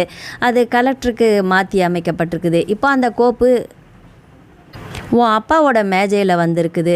அதுக்கு அனுமதி தர வேண்டுமானால் 2 லட்சம் ரூபாய் தரும்படி தந்தை கேட்டதாக கனகாம்பரன் தான் புகார் சொல்லியிருக்கிறான். இதில் உண்மை இருக்காது ராகுல், பல்லவி சொன்னா. யாரோ அவரை சிக்க வைக்க தான் இந்த மாதிரி எல்லாம் பண்ணியிருக்கிறாங்க. அவர் நேர்மையான அதிகாரின்னு. அவருக்கு பல எதிரிகள் இருப்பாங்கல்ல. இது இயற்கையாக எல்லா இடத்துலையும் நடக்கிறது தான், நீ கவலைப்படாத. நீ அமைதியாக தூங்கு, இந்த விஷயம் இதோட முடிஞ்சிரும் என்று ஆறுதல் சொல்லிவிட்டு குட் நைட் என்று சொல்லிவிட்டு ஃபோனை தோண்டித்தான் ராகுல். காலையில் பல்லவி வீட்டுக்கு ஃபோன் பண்ணா. ராஜேஸ்வரி தான் எடுத்தாங்க. நான் விடுப்பு சொல்லிவிட்டு வீட்டுக்கு வரட்டுமாம்மா? ஏன்? கல்லூரியை கட்டடிச்சிட்டு வர. அப்பா நல்லா தான் இருக்கிறாரு. காலையில் ஆஃபீஸ்க்கு கிளம்பிட்டுருக்கிறாரு. அப்பா ஆஃபீஸ்க்கு போகிறாரா? ஆச்சரியத்தோடு பல்லவி கேட்க, ஆமாம். யாரோ எதிரிங்க ஏதாவது செஞ்சுட்டா அப்பா வீட்டில் ஒளிஞ்சிட்ருப்பாரா? அப்பா நேர்மையானவர் தானே, ஆஃபீஸ் போவார். ராஜேஸ்வரி சொல்ல, சரி அம்மா என்று பல்லவி நிம்மதி பெருமூச்சுடன் ஃபோனை கட் பண்ணினா. ஆனால் இரவு உணவு சாப்பிட தோழிகளுடன் மெஸ்ஸுக்கு சென்றபோது சாப்பிட்டு கொண்டிருந்த சில மாணவிகள் தலையை திருப்பி அவளை அதிசயம் போல பார்த்தார்கள். அவர்கள் ஏதோ முணுமுணுத்து சிரிப்பை அடக்குவது போல அவளுக்கு தோன்றியது. ஏனோ அவள் மோசமாக உணரவில்லை. கொஞ்சம் தாமதமானாலும் அப்பா நிரபராதி என்று நிரூபணமாகிவிட்டால் அவரை அவமானப்படுத்திய அனைவருமே தாங்கித்தான் பேசுவாங்க. சாப்பிட்டு விட்டு அறைக்கு வந்த பல்லவிக்கு பாலகிருஷ்ணன் நாயரிடமிருந்து திரும்பவும் அழைப்பு வந்தது. அப்பா, மகளே பயந்துட்டியா? அப்பா ஒன்றும் செய்யலடா. யாரோ என் பேரில் வீணா பழி போட்டிருக்கிறாங்க.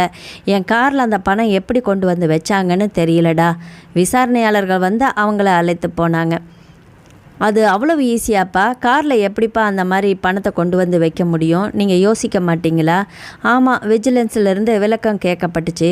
பின்னர் நாம் விளக்கம் கொடுக்கலாம். அது திருப்தியாக இருந்தால் வழக்கு இல்லை அல்லது நடவடிக்கை எடுப்பாங்க. அதுக்கு முன்னாடி திருடனை கண்டுபிடிக்கணும். அதுதான் எனக்கு சரியான விடுதலையாக இருக்கும், பாலகிருஷ்ணன் நாயர் சொன்னார். ஆனால் அது வரைக்கும் அப்பாவை டவுட்டில் தான் வச்சுருப்பாங்கம்மா. ஆனால் நான் பயப்படல. நான் தான் எந்த தப்புமே பண்ணலையே. நான் நேர்மையாக தான் இருக்கிறேன். ஆதாரம் உங்களுக்கு எதிராக இருக்குதேப்பா, என்ன செய்கிறது? அவள் கவலையோடு கேட்க, கடவுள் கைவிட மாட்டாருமா. நீ ஒன்றும் கவலைப்படாத, நம்பிக்கையோடு இரு. எப்படி நம்புறது? இந்த அளவுக்கு கடவுள் ஏன் நம்மளை சோதிக்கிறார் என்று மருகினாள் பல்லவி. காலை பல்லவி கல்லூரிக்கு சென்றிருந்த போது எங்கிருந்தோ ஜெகன், விமல், ஃபெரோஸ் ஆகியோர் திடீரென்று அவள் முன்னாடி வந்து நின்றார்கள்.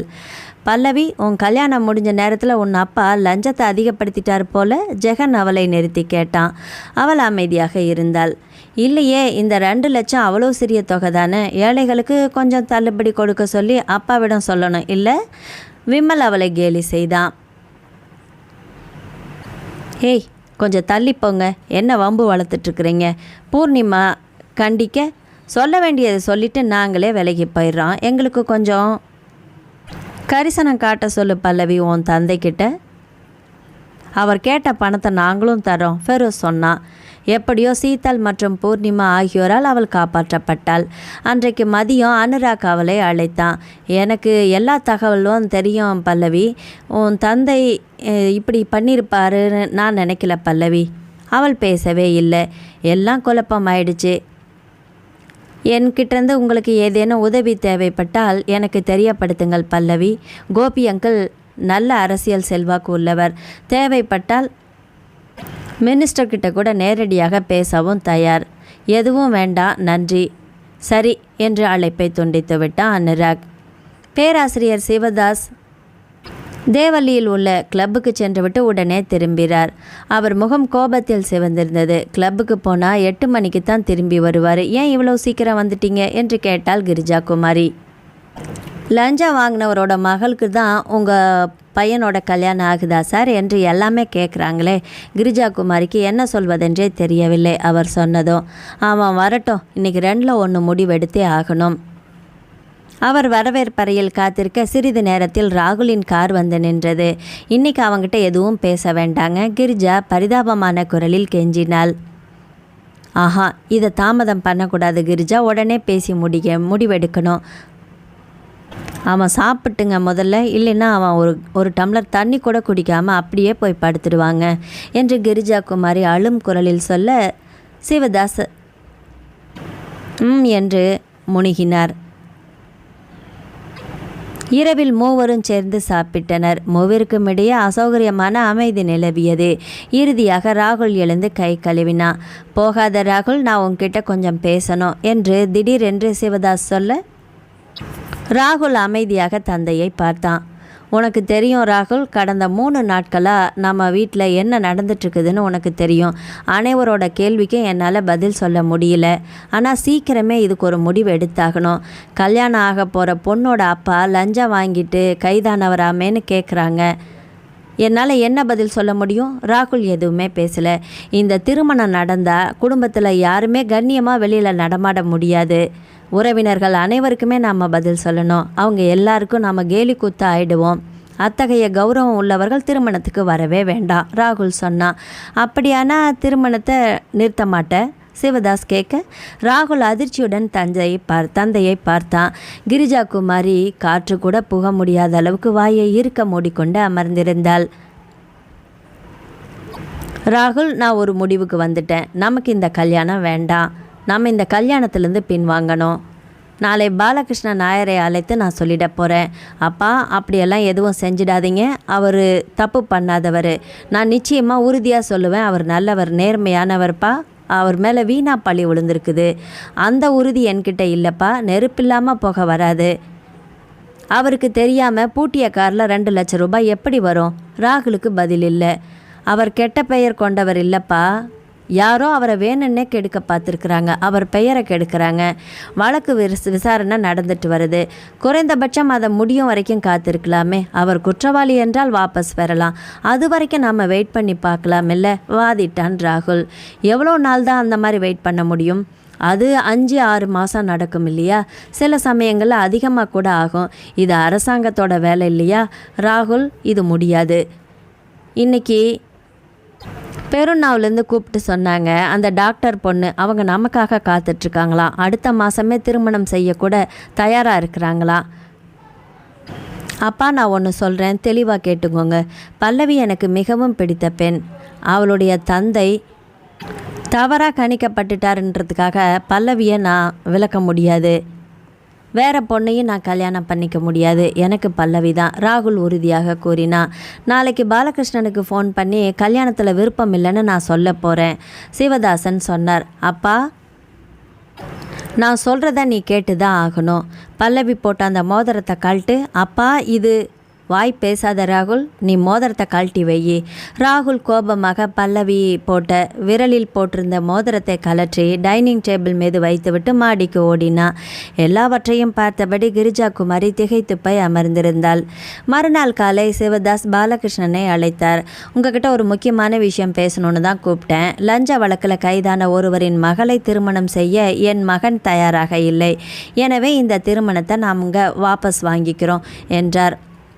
ஓ சார், நான் என்ன சொல்கிறீங்க? பாலகிருஷ்ணன் அதிர்ச்சியுடன் தடுமாறினார்.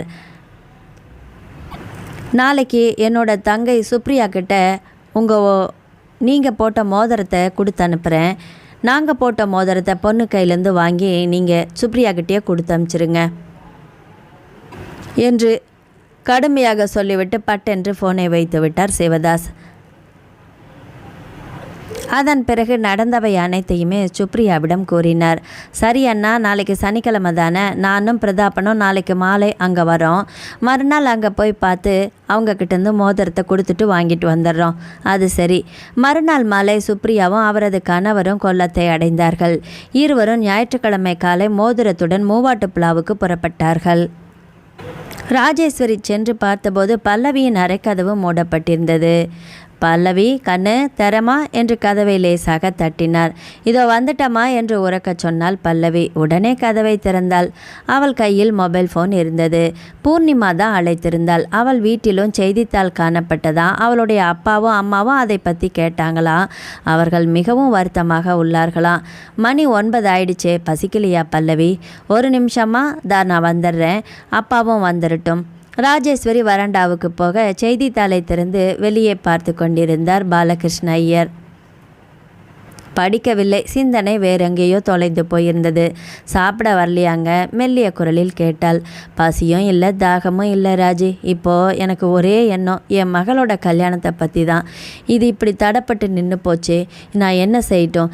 எனக்கு பணி நீக்கம் செய்யப்படலாம், அதனால் எனக்கு எந்த பிரச்சனையும் இல்லை. ஆனால் அவளோட கல்யாணம் கேன்சல் ஆயிடுச்சு. அதை தான் என்னால் தாங்கிக்க முடியல ராஜி. குரல் உடைந்தது பாலகிருஷ்ண ஐயருக்கு. பரவாயில்ல வாங்க, எல்லாம் நல்லதே நடக்கும். எந்த ஒரு செயலுக்குமே மறுவினை இருக்குங்க, நல்லது தான் நடக்கும். நீங்கள் நம்பிக்கையோடு எந்திரிச்சு வாங்க. ராஜேஸ்வரி அவரை தேற்றினாள். எனக்கு அப்படி தோணலை. எனக்கு எந்த நம்பிக்கையும் இல்லை. எனக்கு தைரியமே வரலை. எதிர்மறையான எண்ணம் தான் வருது ராஜி. பல்லவிக்கு ஒன்றும் தெரியாதுங்க. அவன் நம்புறா. விசாரணை நடக்கும்போது உங்களுக்கு விடுதலை கிடைச்சிரும். அப்போ எல்லாமே சரியாயிடுங்க, ராஜேஸ்வரி சொன்னா. ஆனால் பல்லவியோட திருமணம் ரத்தானா அது ரத்தானது தானே. என்னால் அவளுக்கு எதுவுமே செய்ய முடியாதே. அவளுக்கு உங்களை விட தைரியம் ஜாஸ்திங்க. இன்றைய பெண் குழந்தைகள் எல்லாம் நடைமுறை சிந்தனை கொண்டவர்கள். இழந்ததற்காக எப்போவுமே வருத்தப்பட மாட்டாங்க. அது சரிதான். ஆனால் கல்யாணம் ஆன பொண்ணுக்கு இன்னொரு உறவு கிடைக்கிறது கஷ்டம் இல்லை? பாதி கல்யாணம் முடிஞ்ச மாதிரி. இவர் ராசி இல்லாதவன்னு எல்லாரும் சொல்லிட்டாங்கன்னா பாலகிருஷ்ண நாயர் சொன்னதை கேட்டு அதிர்ந்து போனாள் ராஜேஸ்வரி. அது சரி, மோதிரமெல்லாம் மாற்றிய பிறகு பொண்ணுக்கு திருமணம் நடக்கலைன்னா எல்லாரும் முதல்ல அப்படி தானே சொல்லுவாங்க. அவங்க நம்பிக்கையை எப்படி நாம் உடைக்கிறது? நீங்கள் இதையெல்லாம் நினச்சி உங்கள் உடம்பை கெடுத்துக்காதீங்க. ராஜேஸ்வரி வேகமாக பேச்சை மாற்றினாள். எனக்கு பசி இல்லை ராஜி. பொண்ணை எப்போவுமே நினைவில் வச்சுட்டே இருக்கணும். கல்யாணம் நடக்காமல் போனால் அந்த பரிதாபம் என்னால் தாங்க முடியாது ராஜி. பாலகிருஷ்ண நாயர் உடைந்து போய் பார்த்தார். இந்த பையனை விட்டால் வேறு பையனே கிடைக்காதா? இன்னும் எத்தனையோ பையன்கள் இந்த நாட்டில் இருக்கிறாங்க. சும்மா அதையே நினச்சி புலம்பிகிட்ருக்காதீங்க. அமைதியாகுங்க. ராஜேஸ்வரி மனம் எரிய சொன்னாள். ராஜேஸ்வரி வற்புறுத்தியதால் தான் பாலகிருஷ்ண நாயர் சாப்பாட்டு அறைக்கே வந்தார். அவர்கள் ஒரு நாற்காலியை நகர்த்தி உட்கார்ந்ததும் ஒரு தட்டில் 3 இட்லியை எடுத்து அவர் முன்னாடி வைத்தார். 2 போதும், 1 எடுத்துடு. கருத்தில் கொள்ளாமல் மீதியை அங்கேயே விடுங்க. அதற்குள்ள பல்லவியும் வர அவள் அப்பாவுக்கு எதிரே உள்ள நாற்காலியில் அமர்ந்தாள். அம்மா அவள் தட்டிலும் இட்லியை எடுத்து வைக்க அவள் அப்பாவின் முகத்தையே கவனித்தாள். அப்பா, ஏன் இப்படி கவலைப்பட்டு கொண்டிருக்கிறீர்கள்? பரவாயில்ல, இந்த பணி இடை நீக்கம் ஒரு பாக்கியம்தான் உங்களுக்கு. பேசாமல் இருங்க. அது என்ன, கல்யாணம் வரப்போகுது இல்லையா? நீங்கள் அங்கே இங்கேன்னு ஓடி ஆடி எல்லாத்தையும் அழைக்க வேண்டியிருக்கும் இல்லையா? இந்த சமயத்தில் வேலைக்கும் போயிட்டு இந்த கல்யாண வேலையும் பார்க்குறது கஷ்டம்தானே. அதனால் இப்போ பணி இடை நீக்கம் பரவாயில்ல தான். எனக்கு தேவையான நகை உடை எல்லாம் எடுக்கிறதுக்கு நீங்கள் என் கூட இருப்பீங்கள்ல என்று உற்சாகமாக சொன்னாள் பல்லவி. பாலகிருஷ்ண நாயரும் ராஜேஸ்வரியும் ஒருவரை ஒருவர் பார்த்து கொண்டார்கள். அவர்கள் கண்களில் ஒரு வலியை பார்த்தாள். ராகுல் உன்னை கூப்பிட்டாரா? ராஜேஸ்வரி கேட்டாள். 3 நாளைக்கு முன்னாடி அழைத்து பேசினார். கொஞ்சம் தைரியம் கொடுத்தாரு. வாழ்க்கையில் பல சோதனைகளை சந்திக்க நேரலாம். அவற்றிலிருந்தெல்லாம் தப்பி ஓடாமல் தன்னம்பிக்கையுடன் எதிர்கொள்ளணும்னு எனக்கு ஆறுதல் சொன்னார். இப்படி நடந்தது எங்களுக்கு அவமானம், அப்படி இப்படின்னு ஏதாவது இன்டைரக்டாக அவர் பேசினாரா? அப்படியெல்லாம் இல்லையே. ராகுல் அதை பெருசாகவே எடுத்துக்கலையே. சொல்லப்போனால் அவர் நீங்கள் நேர்மையானவர், உங்களை பற்றி நல்லா தெரியும் தானே சொன்னார். யாரோ உங்களை வேணுன்னே மாட்டி விட்டுருக்காங்கன்னு தான் சொன்னார். அவர் பேசினதை நினச்சி எனக்கு பெருமையாக கூட இருந்தது என்று கேலியாக சிரித்தாள்.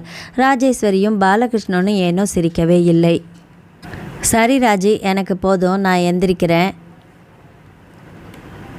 என்று பாலகிருஷ்ணன் சொல்லிவிட்டு எழுந்து கை கழுவ சென்றார். பல்லவி எழுந்து கை கழுவி விட்டு தன் அறைக்கு சென்று கதவை சாத்தி கொண்டாள். எனக்கு ஒன்றுமே புரியலையே ராஜி, அப்பாவுக்கு ஒரு கருத்து பையனுக்கு ஒரு கருத்துன்னு இருக்குமா? இப்படி சொல்கிறா. அவர் என்கிட்ட இந்த கல்யாணம் வேண்டான்னு சொல்லி ரத்து பண்ண சொல்லிட்டாரு. எனக்கும் தான் ஒன்றும் புரியலைங்க. இவர்கள் பேசி கொண்டிருக்கும் பொழுது தான் கேட் வழியாக கார் வரும் சத்தம் கேட்க இருவரும் எழுந்து வேகமாக கை கழுவி விட்டு வெளியே சென்றார்கள். பாலகிருஷ்ணன் நாயரும் ராஜேஸ்வரியும் முன்கதவை திறந்து வெளியே செல்ல காரை திறந்து இறங்கிய சுப்ரியாவையும் பிரதாப்பனையும் பார்த்து அதிர்ச்சி அடைந்தார்கள். புரியுதா? நான் ராகுலின் அப்பாவின் தங்கை சுப்ரியா, இவர் என் கணவர் பிரதாப். அவள் தன்னை அறிமுகப்படுத்தி கொண்டாள். பாலகிருஷ்ணனால் புரிந்து கொள்ள முடிந்தது. தலையை ஆட்டத்தான் முடிந்தது. வாங்க, உள்ளே உட்காந்து போய் பேசலாம். பாலகிருஷ்ணன் நாயர் எந்த பலவீனமும் காட்டாமல் அழைத்தார். இருவரும் அமைதியாக அறைக்குள் நுழைந்து நாற்காலியில் அமர்ந்தார்கள். சிவதாஸ் எல்லா விஷயங்களையும் விவரமாக சொல்லிட்டார் இல்லையா? அவர் கொடுத்த மோதிரத்தை திருப்பி கொடுக்க வந்தோம் என்றார் பிரதாப்பன். அந்த முடிவில் உறுதியாக இருக்கிறீங்களா? சிவதாஸ் சார் அப்படி தான் சொன்னாரா? பாலகிருஷ்ணன் நாயர் கேட்டார். ஆமாம். இப்படி அவதூறு போட்டவர் மேலே அவருடைய மகளுக்கு எப்படி எங்கள் பையனோட திருமணத்தை நடத்த முடியும்? அதில் எங்களுக்கு ஆர்வம் இல்லை. அதில் நினச்சி நாங்கள் வெக்கப்படுறோம். சுப்ரியா வெடுக்கென்று கூற, இது யாரோ திட்டமிட்டு என்னை மாட்டி வச்சுட்டாங்க. நான் கலங்கப்பட்டு போய் நிற்கிறேன். ஆனால் நான் நேர்மையானவன். உண்மை தெரியும் போது இந்த திருமணத்தை தள்ளி நிறுத்தினதுக்காக நீங்கள் வருத்தப்படுவீங்க. அதனால் திருமணத்தை கொஞ்சம் தள்ளி வச்சிருக்கலாமே. நான் பிச்சை கேட்குறேன். என் பொண்ணோட வாழ்க்கைங்க. பாலகிருஷ்ணன் நாயர் கை கூப்பி வணங்கினார். இதில் எனக்கு எந்த பங்கும் இல்லை சார். எங்களை விடுங்க. நாங்கள் வந்தது இந்த மோதிரத்தை கொடுத்துட்டு திருப்பி வாங்கிட்டு போகிறதுக்கு தான். இதெல்லாம் என்னுடைய அண்ணனோட முடிவு தான். அவர் முடிவுக்கு நான் கட்டுப்படுறேன். என்கிட்ட பேசி எந்த பிரயோஜனமும் இல்லை என்று வெட்டு ஒன்று துண்டு ரெண்டாக சுப்ரியா சொன்னார். சுப்ரியா ஒரு ஆபரண பெட்டியை திறந்து டீப்பாயில் வைத்தாள். இதுதான் நீங்கள் போட்ட மோதிரம். ராகுல் கையில் இருந்தது. அதை கழட்டி கொடுத்துட்டான். பாலகிருஷ்ணன் நாயர் ராஜேஸ்வரியை பார்த்தார். அந்த பார்வையின் அர்த்தம் புரிந்ததும் எழுந்து உள்ளே போனாள் ராஜி. வரவேற்பறையில் 2-3 நிமிட அமைதி. ராஜேஸ்வரியை பின்தொடர்ந்து வெளிரிய வெள்ளை முகத்துடன் பல்லவி அறைக்குள் வந்தாள். உண்மையாக சொல்கிறீங்களா? ராகுல் திரும்பி கேட்டாரா? அவர் சம்மதம் கேட்டுதான் நீங்கள் வந்தீங்களா? அவள் நம்ப முடியாமல் சுப்ரியாவின் முகத்தை பார்த்து கேட்டாள். ஆமாம், எதுக்கு இவ்வளோ சந்தேகம் என்று ஏளனத்துடன் கேட்டாள் சுப்ரியா. சரி, மோதிரத்தை தரேன். அதுக்கு முன்னாடி நான் ராகுல் கிட்ட கொஞ்சம் பேசணும். அவள் மொபைலில் ராகுல் எண்ணை டயல் செய்தாள். இது அவனே கலட்டி தந்த மோதிரம்தான். உனக்கு நம்பிக்கை இல்லைன்னா நீ கூப்பிட்டு பேசு. டீப்பாயில் இருந்த நகைப்பெட்டியை திறந்து மோதிரத்தை எடுத்து அவளிடம் கொடுத்தாள் சுப்ரியா. பல்லவி அதை வாங்கி பார்த்தாள். அவள் பெயருடன் அதே மோதிரம். அவளை அறியாமலேயே அவள் கண்கள் கண்ணீரை உகுத்தன, உதடுகள் துடித்தன. ராகுலின் வலது விரலில் இந்த மோதிரத்தை நான் போட்டேன். மெதுவாக கலற்றி அப்பாவிடம் கொடுத்தாள். பின்னர் கண்ணீர் விட்டு உள்ளே ஓடினாள். ராகுல் அணிந்திருந்த மோதிரத்தை எடுத்துக்கொண்டு சுப்ரியாவும் பிரதாப்பனும் உடனே அந்த இடத்தை விட்டு வெளியேறினர். அப்போதும் பல்லவியின் அழுகை ஓயவே இல்லை. சிவதாஸ் தொலைக்காட்சியில் செய்திகளை பார்த்து கொண்டிருக்கிறார். வெதுவெதுப்பான நீரில் முகம் கழுவி விட்டு துவைத்த சட்டையை அணிந்து கொண்டு சாய்வாக நாற்காலியில் அமர்ந்திருந்தார். சுவரில் இருந்த கடிகாரத்தை நிமிர்ந்து பார்த்தார். 8 மணிக்கு 25 நிமிடங்கள் இருந்தது. ராகுல் இன்னும் வரவில்லையா? கிரிஜா குமாரி அவர் கேள்விக்கு எந்த பதிலுமே சொல்லவில்லை. 8:30 மணிக்கு அவர் இரவு உணவு சாப்பிடுவார். 9 மணிக்கெல்லாம் அவர் படுக்கைக்கு போயிருப்பார். நேற்றும் தாமதமாகத்தான் வந்தான். எனக்கு புரியுது, என்னை தவிர்க்க அவன் வேண்டும்னே தாமதமாக வரான் என்றார் கோபமாக. உங்களுக்கு ஏன் இவ்வளவு பிடிவாதம்? அவனுக்கு ஏதாவது எமர்ஜென்சி இருக்கலாம், அதனால் வருவான். அப்படி இல்லை, அவன் என்னிடம் எதிர்ப்பு தெரிவிக்கிறான். நான் படுத்த பிறகு திரும்பி வந்தால் என்னை பார்க்காம இரவை கழிச்சிடலாம் இல்லையா? அவர் முன்பு தாமதமாகிவிட்டான். கிரிஜா குமாரி தன் மகனை பாதுகாத்தார். எத்தனை நாள் தான் என்னை தவிர்க்க முடியும்? அதனாலெல்லாம் ஒரு பலனும் இல்லை. நான் ஏதாவது செய்யணும்னு முடிவு செஞ்சுட்டுனா அதை யாராலையுமே மாற்ற முடியாது. கடவுள் என் கூட தான் இருக்கிறார். அதனால தான் இப்படி ஆகி இந்த பொண்ணு வேண்டான்னு முடிவு பண்ணியிருக்குது. அந்த டாக்டர் மருமக தான் எனக்கு மருமக. என்று சிவதாஸ் உறுதியாக கூற கிரிஜா குமாரி உடைந்து போனாள். ராகுலும் கிரிஜா குமாரியும் அவர் வார்த்தைக்கு அடிபணிவார்களா என்று சந்தேகமாகத்தான் இருந்தது. சிவதாஸ் சாப்பிட வந்த அமர பேசாமல் பரிமாறினாள் கிரிஜா குமாரி. 9:30 மணிக்கு மேல் ராகுல் வந்தான். கிரிஜா குமாரி கதவை திறந்து அவனை பரிதாபமாக பார்த்தாள். எத்தனை காலம்தான் இப்படி உங்கள் அப்பாவை அவாய்ட் பண்ணிகிட்டே இருப்ப கண்ணா? ஒருவர் பார்த்தா சண்டை தான் வரும். அதை தவிர்க்க தான் விரும்புகிறம்மா நான். அப்பாவோடு சண்டை போடுறது நல்லதில்லடா. அப்பா மகனோடு சண்டை போடுறது மட்டும் நல்லதாம்மா திருப்பி கேட்டான். அதற்கு கிரிஜா குமாரியிடம் பதிலே இல்லை. ராகுல் குளித்துவிட்டு உடை மாற்றி கொண்டு வர தாயும் மகனும் பேசாமல் சாப்பிட்டார்கள். அந்த பொண்ணு ஒன்று கூப்பிட்டாளா? கிரிஜா குமாரி திடீரென்று கேட்க ரொம்ப கஷ்டமாக இருந்தது. என் நண்பர்கள் அனைவருக்குமே தெரிஞ்சு போச்சு. அவர்களுக்கெல்லாம் நான் என்ன பதில் சொல்கிறது? மற்றவர்கள் மகிழ்ச்சியாக இருக்க அவன் ஏன் கவலைப்படுறா? தந்தைக்காக ராகுல் அப்படி சொன்னதை கிரிஜா குமாரி புரிந்து கொண்டான். நீ உன் பக்கத்து நியாயத்தை மட்டும்தான் பேசுகிற. அப்பா இடத்துலேருந்து நீயும் யோசிச்சு பார்க்கலாமில்ல. இப்படி ஒரு நியூஸ் வந்த வாட்டி அந்த பொண்ணை நாம் கல்யாணம் பண்ணிக்கிட்டா பார்க்குறவங்கெல்லாம் நம்மளையும் கேவலமாக பேசுவாங்கல்ல. அதுதானே அப்பா சொல்கிறாரு. இந்த மாதிரி திருட்டு லஞ்சமெல்லாம் எந்த கேலி கூத்தும் நடக்கக்கூடாது இல்லையா? அப்படி ஒரு இடத்துல இருந்து தானே சம்பந்தம் பேசணும்னு நினைப்போம். சொல்கிறது சரிதாம்மா. ஆனால் ஒரு 5-6 மாதம் வெயிட் பண்ணலாம்ல. அவர் நிரபராதின்னு விஷயம் வெளியே முடிஞ்ச பின்னாடி நாம் குற்றம் இல்லைன்னு தெரிஞ்ச வாட்டி இந்த திருமணத்தை நாம் வச்சுருக்கலாமில்ல. அப்போ நம்மளை பற்றி யாரும் தப்பாக சொல்ல மாட்டாங்கல்லம்மா. ராகுலின் வாதத்தை எதிர்த்து கிரிஜா குமாரியால் எதுவும் சொல்ல முடியவில்லை. மறுநாள் காலை ராகுல் மீண்டும் செய்தித்தாளை பார்த்து கொண்டிருந்த போது வாக்கிங் முடிந்து வந்தார் சிவதாஸ். நான் உங்ககிட்ட ஒரு முக்கியமான விஷயம் பேசணும். என்ன நீ அவாய்ட் பண்ண முடியாது ராகுல் என்றார். ராகுல் அமைதியாக தந்தையை பார்த்தான். இந்த ஞாயிற்றுக்கிழமை நீ ஃப்ரீயாக இருக்கிறியா? என்ன விஷயம்?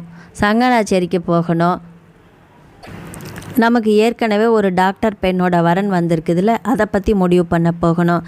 திருவனந்தபுரத்தில் முதுகலை நுழைவு பயிற்சி பெற்று படிச்சிட்ருக்குது அந்த பொண்ணு. ஞாயிற்றுக்கிழமை வீட்டுக்கு வருமா. உடனே திருமணம் செய்து கொள்ளும் எண்ணமெல்லாம் எனக்கு இல்லை, ஆர்வமும் இல்லை சொன்னான் ராகுல்.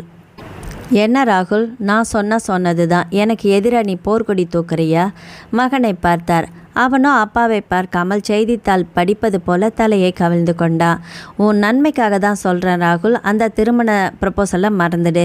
நீ கண்ணியத்தோடு வாழணுன்னா, பெருமையாக நடந்துக்கணுன்னா இந்த பொண்ணை பார்த்து கல்யாணம் பண்ணு. நான் விரும்புகிற பொண்ணை கல்யாணம் பண்ணிக்க நீங்கள் சம்மதிக்கலை. உங்களுக்கு விருப்பமான பொண்ணை கல்யாணம் பண்ணிக்க எனக்கு சம்மதம் இல்லை. இனி இதை பற்றி நான் பேசவும் விரும்பலை. செய்தித்தாளை மடித்து டீப்பாயின் மேல் வீசிவிட்டு ராகுல் தன் அறைக்கு சென்று கதவை மூடிக்கொண்டான். சமையல் அறையில் இருந்து கொண்டு இதையெல்லாம் கேட்டுக்கொண்டிருந்த கிரிஜா குமாரி தன்னை அறியாமல் கண் கலங்கினாள். அன்று ராகுல் அலுவலகத்தில் இருந்தபோது பல்லவியின் அழைப்பு வந்தது. எடுக்கலாமா வேண்டாமா என்று ஒரு கணம் தயங்கினா. மோதிரத்தை திரும்ப பெற்றதிலிருந்து அவள் அழைக்கவே இல்லை. இன்று தான் அழைக்கிறா. இன்னைக்கு 3வது நாள். ஹலோ. ஆனால் அவன் அழைப்பை எடுத்தான். ஃப்ரீயாக இருக்கிறீங்களா? உங்ககிட்ட பேசணும். நான் உங்களை தப்பு சொல்கிறதுக்காகவோ அழைக்கலை, ஒரு மன அமைதிக்காகத்தான் அழைச்சேன். சொல்லு. அப்பா குற்றவாளின்னு நீங்களும் நினைக்கிறீங்களா? நம்புறீங்களா? இல்லை, நீங்கள் உங்களோட சுய விருப்பத்தின் பேரில் தான் இந்த திருமண பந்தத்திலேருந்து விலகிறீங்களா? இல்லை, ஏன்னா என் தந்தை என்னை வற்புறுத்தினார், அதுக்கு நான் கீழ்ப்படியணும்னு ஆயிடுச்சு. மகன் இல்லையா? நான் மோதிரத்தை கலற்றி திருப்பி கொடுக்கறதுக்கு முன்னாடி ஏன் என்னை அழைச்சி நீங்கள் சொல்லலை? அந்த குற்ற உணர்ச்சியில் அவன் சிறிது நேரம் மௌனமாக இருந்தான். பல்லவியோட கேள்விக்கு என்கிட்ட பதில் இல்லைன்னு தெரியுது எனக்கு. ஏன்னா உங்களால் பதில் சொல்ல முடியாது. போதும், நான் உங்களை அழைச்சி தொந்தரவு பண்ணிட்டேன். வேண்டாம். அப்பா நல்ல பொண்ணாக பார்த்து உங்களுக்கு கண்டுபிடிச்சி தருவார். நீங்கள் கல்யாணம் பண்ணிக்கிட்டு சந்தோஷமாக வாழுங்க. அதுக்கு என் மனமார்ந்த வாழ்த்துக்கள் அவள் சொன்னாள். பல்லவி, நீ என்னை கூப்பிட்டதுனால நான் கேட்குறேன். உங்ககிட்ட நான் ஒரு 2 கேள்வி கேட்கலாமா? சொல்லுங்கள். சோர்ந்து போகாத. வாழ்க்கையில் இது போன்ற பல விரும்பத்தகாத சம்பவங்கள் நடக்கும். ஆரோக்கியமான மனம் அதையெல்லாம் வென்று வாகை சூடும். நீங்கள் உங்கள் பெற்றோருக்கு கீழ்ப்படிய வேண்டும். அவளுடைய குறிக்கோள் நம்ம நன்மை மட்டுமே. அப்பா வேறு திருமணம் பற்றி யோசிப்பார். பல்லவி, சந்தேகத்தில் விழுந்துடக்கூடாது, பொறுமையாக காத்திருக்கணும். அவள் எதுவுமே பேசவில்லை.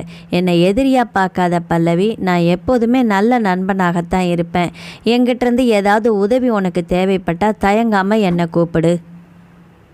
நீ நல்லா படி, பெஸ்ட்டாக வரணும். உன்னுடைய பாதையை மறந்துடாத. உன்னுடைய நல்வாழ்வுக்கு நல்வாழ்த்துக்களை தெரிவிக்கிறேன். நன்றி. நான் எப்போதாவது உன்னை கூப்பிடுவேன் பல்லவி. உனக்கு ஏதாவது தேவைன்னா என்னை கூப்பிடு.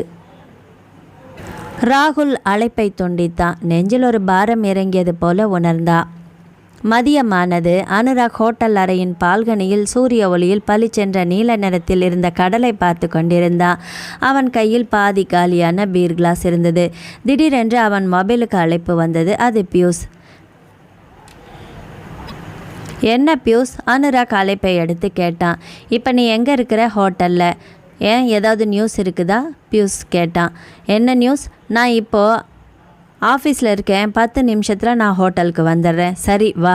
பல்லவியின் திருமணம் மாறிய செய்தி அவனுக்கு கிடைத்தது. காலையில் கோபி அங்கிள் தான் அவனை அழைத்திருந்தார்.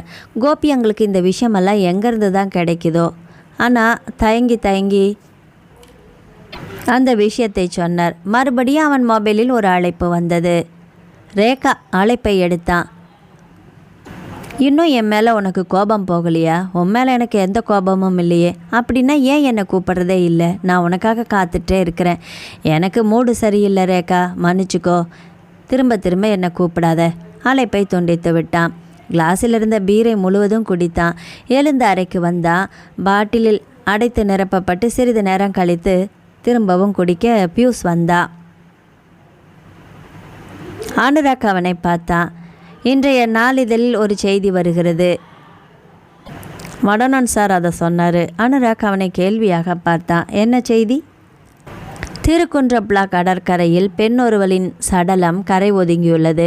1 வாரம் ஆகிறது. அனுராக் அதிர்ச்சி அடைந்தான். இன்னைக்கு 1 வாரத்துக்கு முன்னுதானே பிரசிதா செய்தித்தாளை பார்த்தியா? இல்லை, படிக்கவே பயமாக இருந்தது. உடனே போலீஸார் எடுத்து சென்று பிரேத பரிசோதனை அறிக்கையில் கழுத்து எலும்பு முறிவு எடுக்கப்பட்டதா சொல்கிறாங்க. அனுராக் திகைத்தான். கழுத்து நெறித்து கொன்று கடலில் வீசி விட்டாங்களா அப்படின்னு போலீஸார் முடிவு பண்ணிட்டாங்களா? நான் அவளை கொல்லவே இல்லையே பியூஸ். நான் அவளை கழுத்தையும் நெரிக்கல. நான் உங்ககிட்ட சொன்னேன் இல்லையா, நான் அவளை மட்டும்தான். ஒருவேளை உனக்கும் தெரியாமல் ஏதாவது தாக்குதல் வந்திருந்தா, சின்ன வயசில் அவளுக்கு வலிப்பு ஏதாவது? அப்படியெல்லாம் இல்லையே. படகுல உடலை எடுத்து போய் அப்புறப்படுத்தினாங்களே, அப்போ ஏதாவது கழுத்து எலும்பு முறிஞ்சு சேதாரம் ஆயிருக்குமா? பியூஸ் அவனை அமைதியாக கேட்டான். ஆனால் அதை யார் நம்புவாங்க?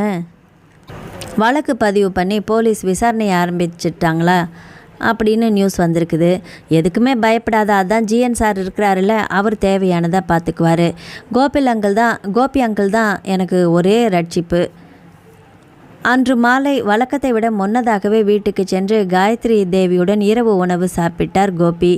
எப்போதுமே இப்படி இரவு உணவு சாப்பிட்டான் அனுராக். எப்போதுமே இப்படித்தான் சீக்கிரம் வந்துட்டினா பரவாயில்ல. அம்மா எவ்வளோ மகிழ்ச்சியாக இருப்பாங்க தெரியுமா என்று சுமித்ரா சொன்னார்.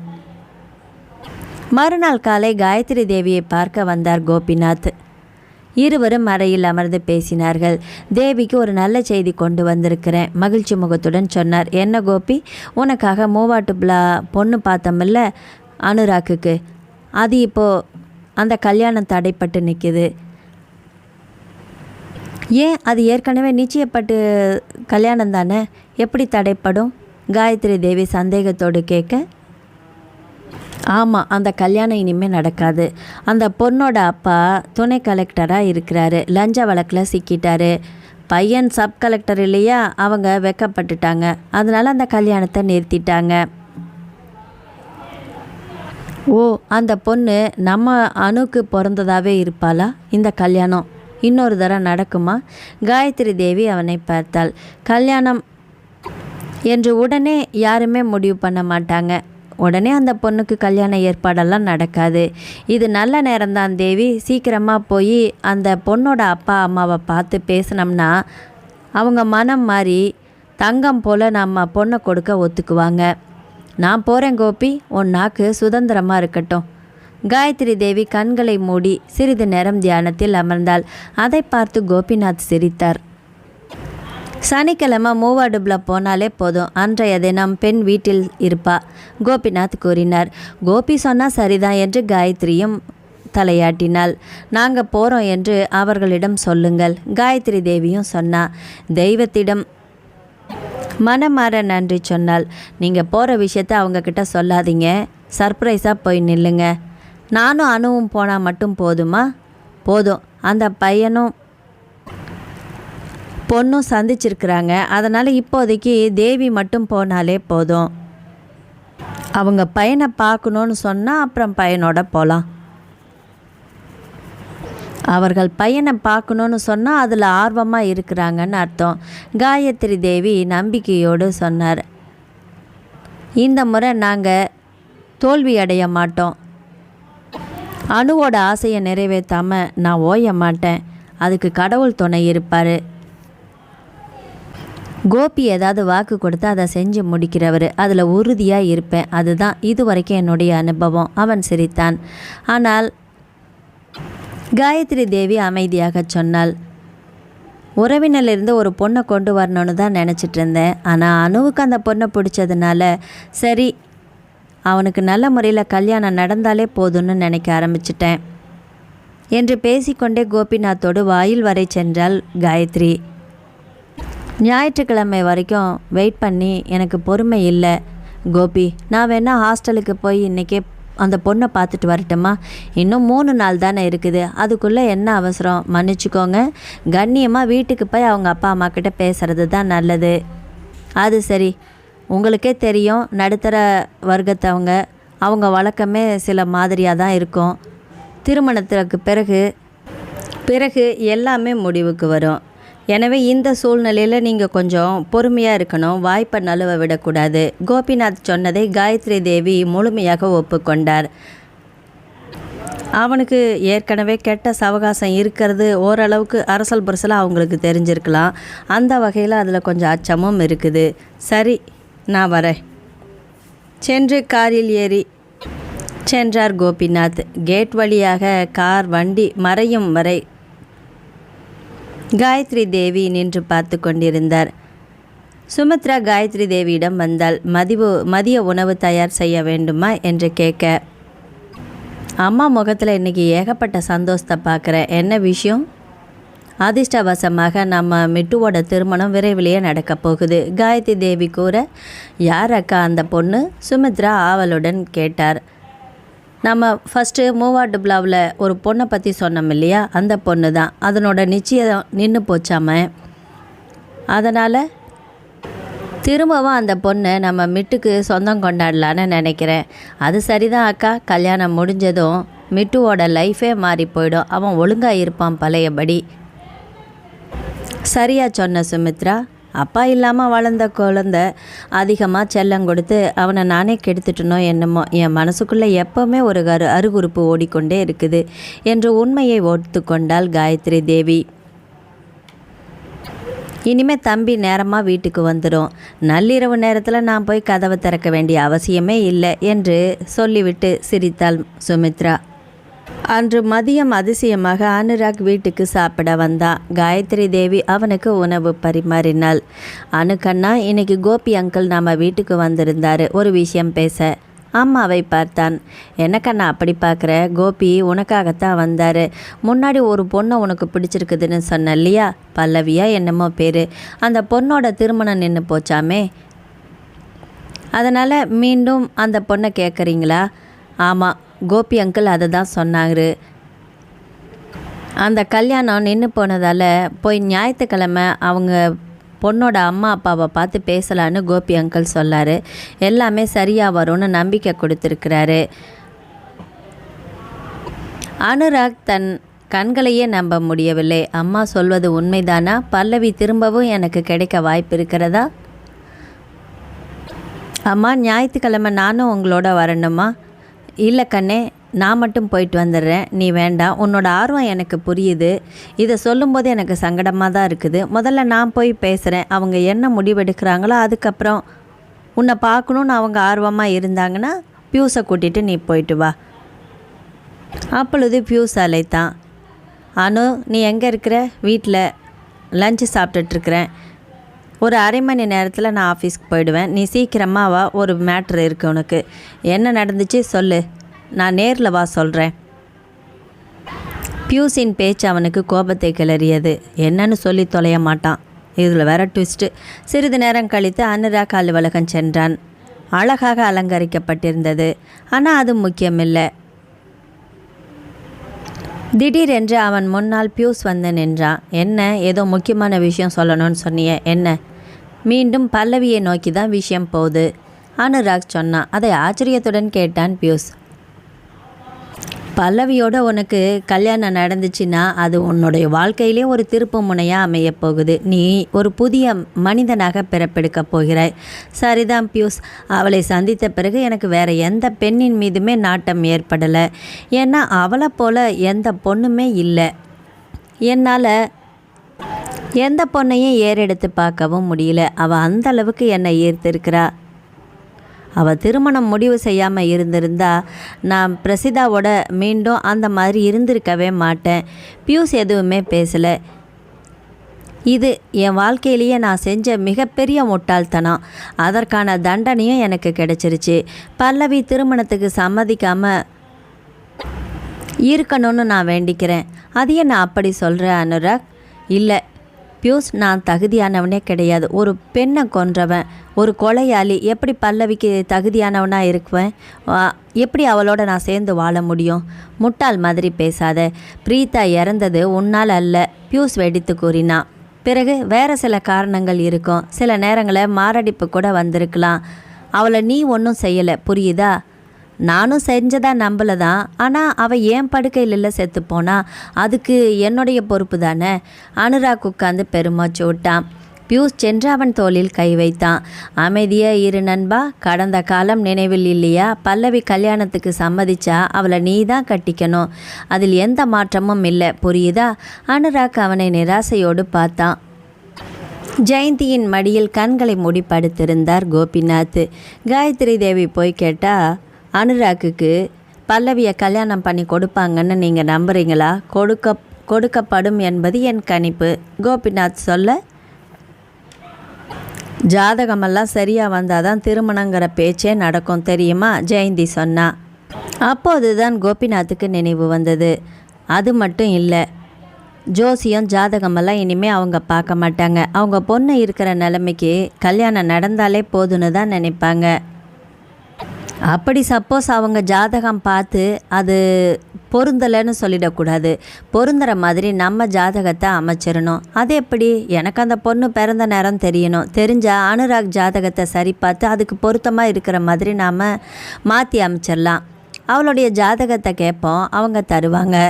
யாருக்கும் தெரியாமல் அதை சரி பார்த்து அதுக்கு பொருத்தமான ஜாதகமாக அனுராக்கோட ஜாதகத்தை திருத்தி எழுத வேண்டியது தான், சொன்னாள் ஜெயந்தி.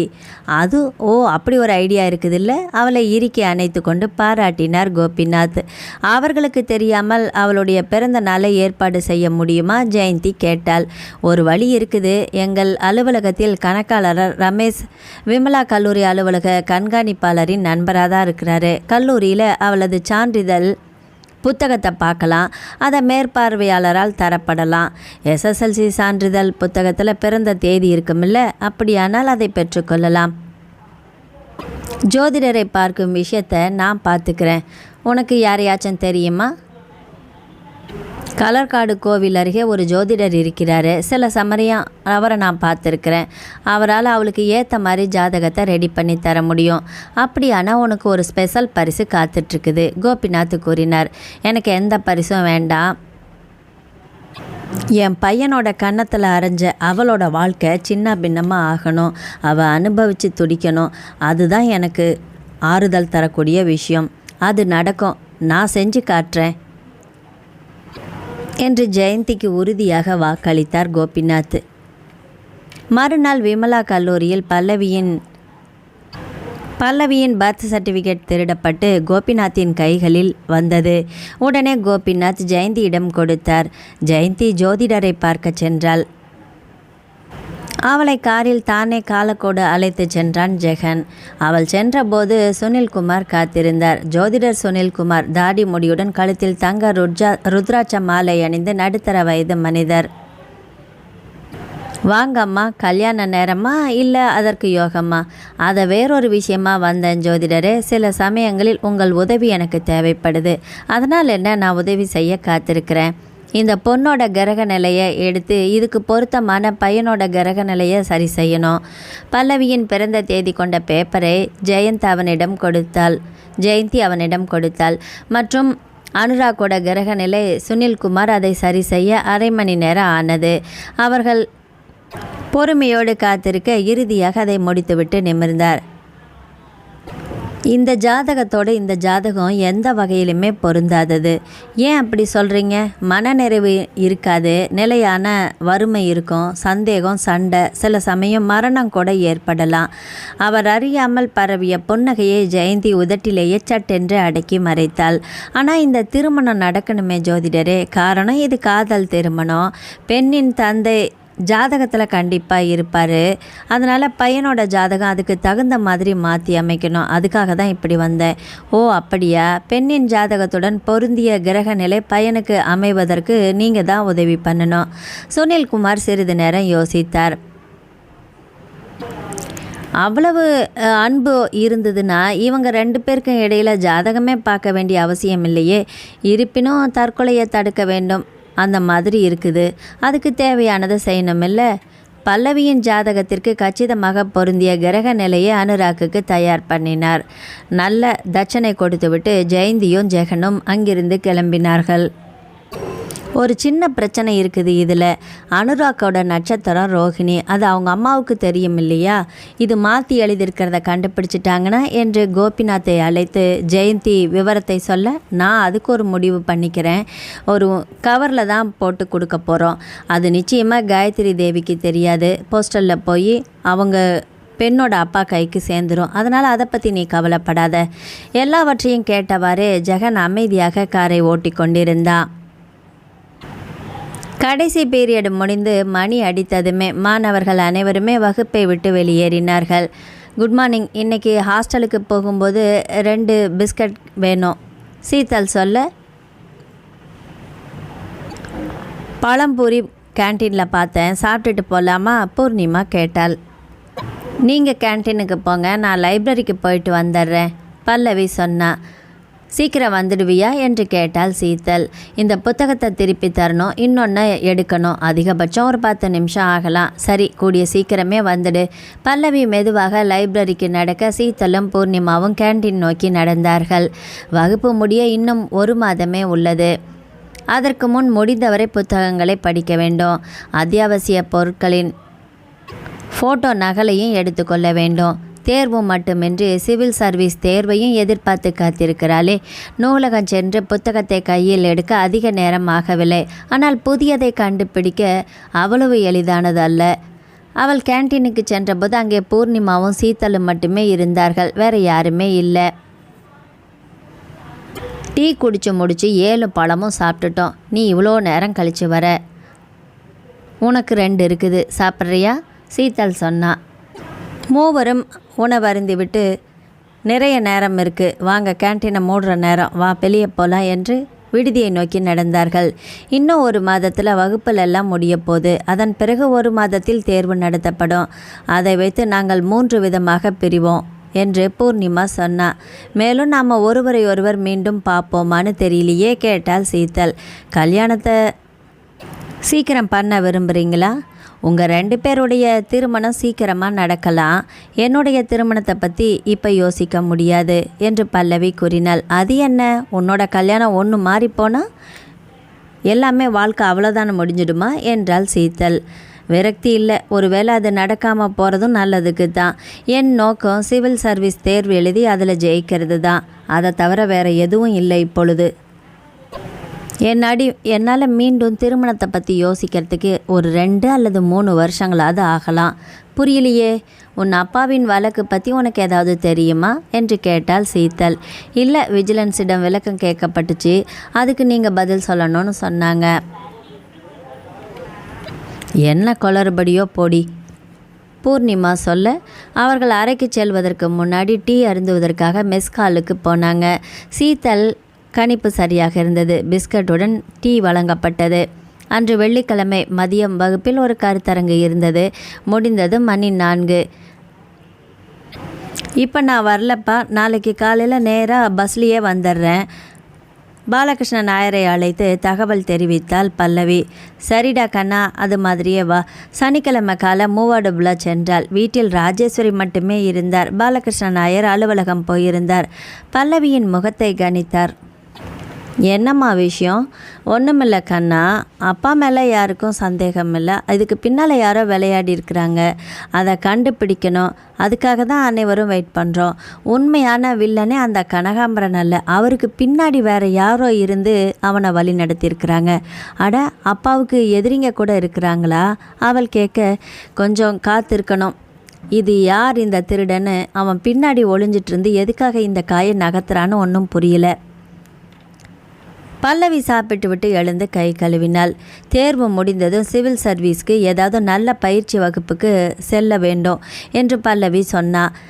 டெல்லியிலும் ஹைதராபாத்திலும் நல்ல கோச்சிங் சென்டர்கள் இருப்பதாக கேள்விப்பட்டிருக்கிறேன். அதை என்னன்னு கண்டுபிடிக்கலாம் கண்ணு. மறுநாள் காலை ஹரிகிருஷ்ணன் வரும்போது பாலகிருஷ்ணன் நாயர் தாழ்வாரத்தில் அமர்ந்து செய்தித்தாள் படித்து கொண்டிருந்தார். இவர் பாலகிருஷ்ணன் நாயரின் தம்பி. 4-5 வீடுகளுக்கு அப்பால் வாழ்கிறார். ஹரிகிருஷ்ணன் இப்போது பாலிடெக்னிக் கல்லூரியில் முதல்வராக உள்ளார். என்ன ஹரி என்று கேட்டுக்கொண்டே அவரை பார்த்ததும் பாலகிருஷ்ணன் நாயர் செய்தித்தாளை மடித்து வைத்துவிட்டு வினவினார். ஒன்றுமில்ல, ஒரு விவரம் வந்திருக்குது, அதை சொல்ல தான் வந்தேன். என்ன விவரம்? உக்காரு. ஹரிகிருஷ்ணன் பக்கத்து நாற்காலியில் உட்கார்ந்தார். நம்ம பொண்ணு கல்யாணம் நின்னதை பற்றி.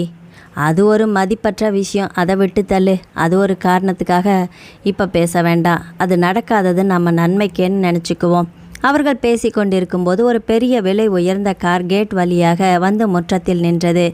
இருவரும் ஆர்வத்துடன் பார்த்தார்கள். காரின் பின்பக்க கதவு திறக்கப்பட ஒரு நடுத்தர வயது பெண்மணி வெளியே வந்தார். பட்டுப்புடவை.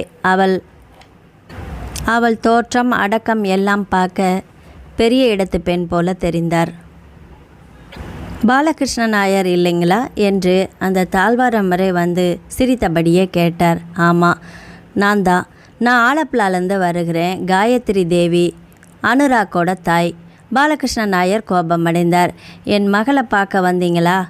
அது தேவையே இல்லை. இப்போது கோபம் வேண்டாம், நான் உங்கள் மகளை பார்த்து பேசணும்.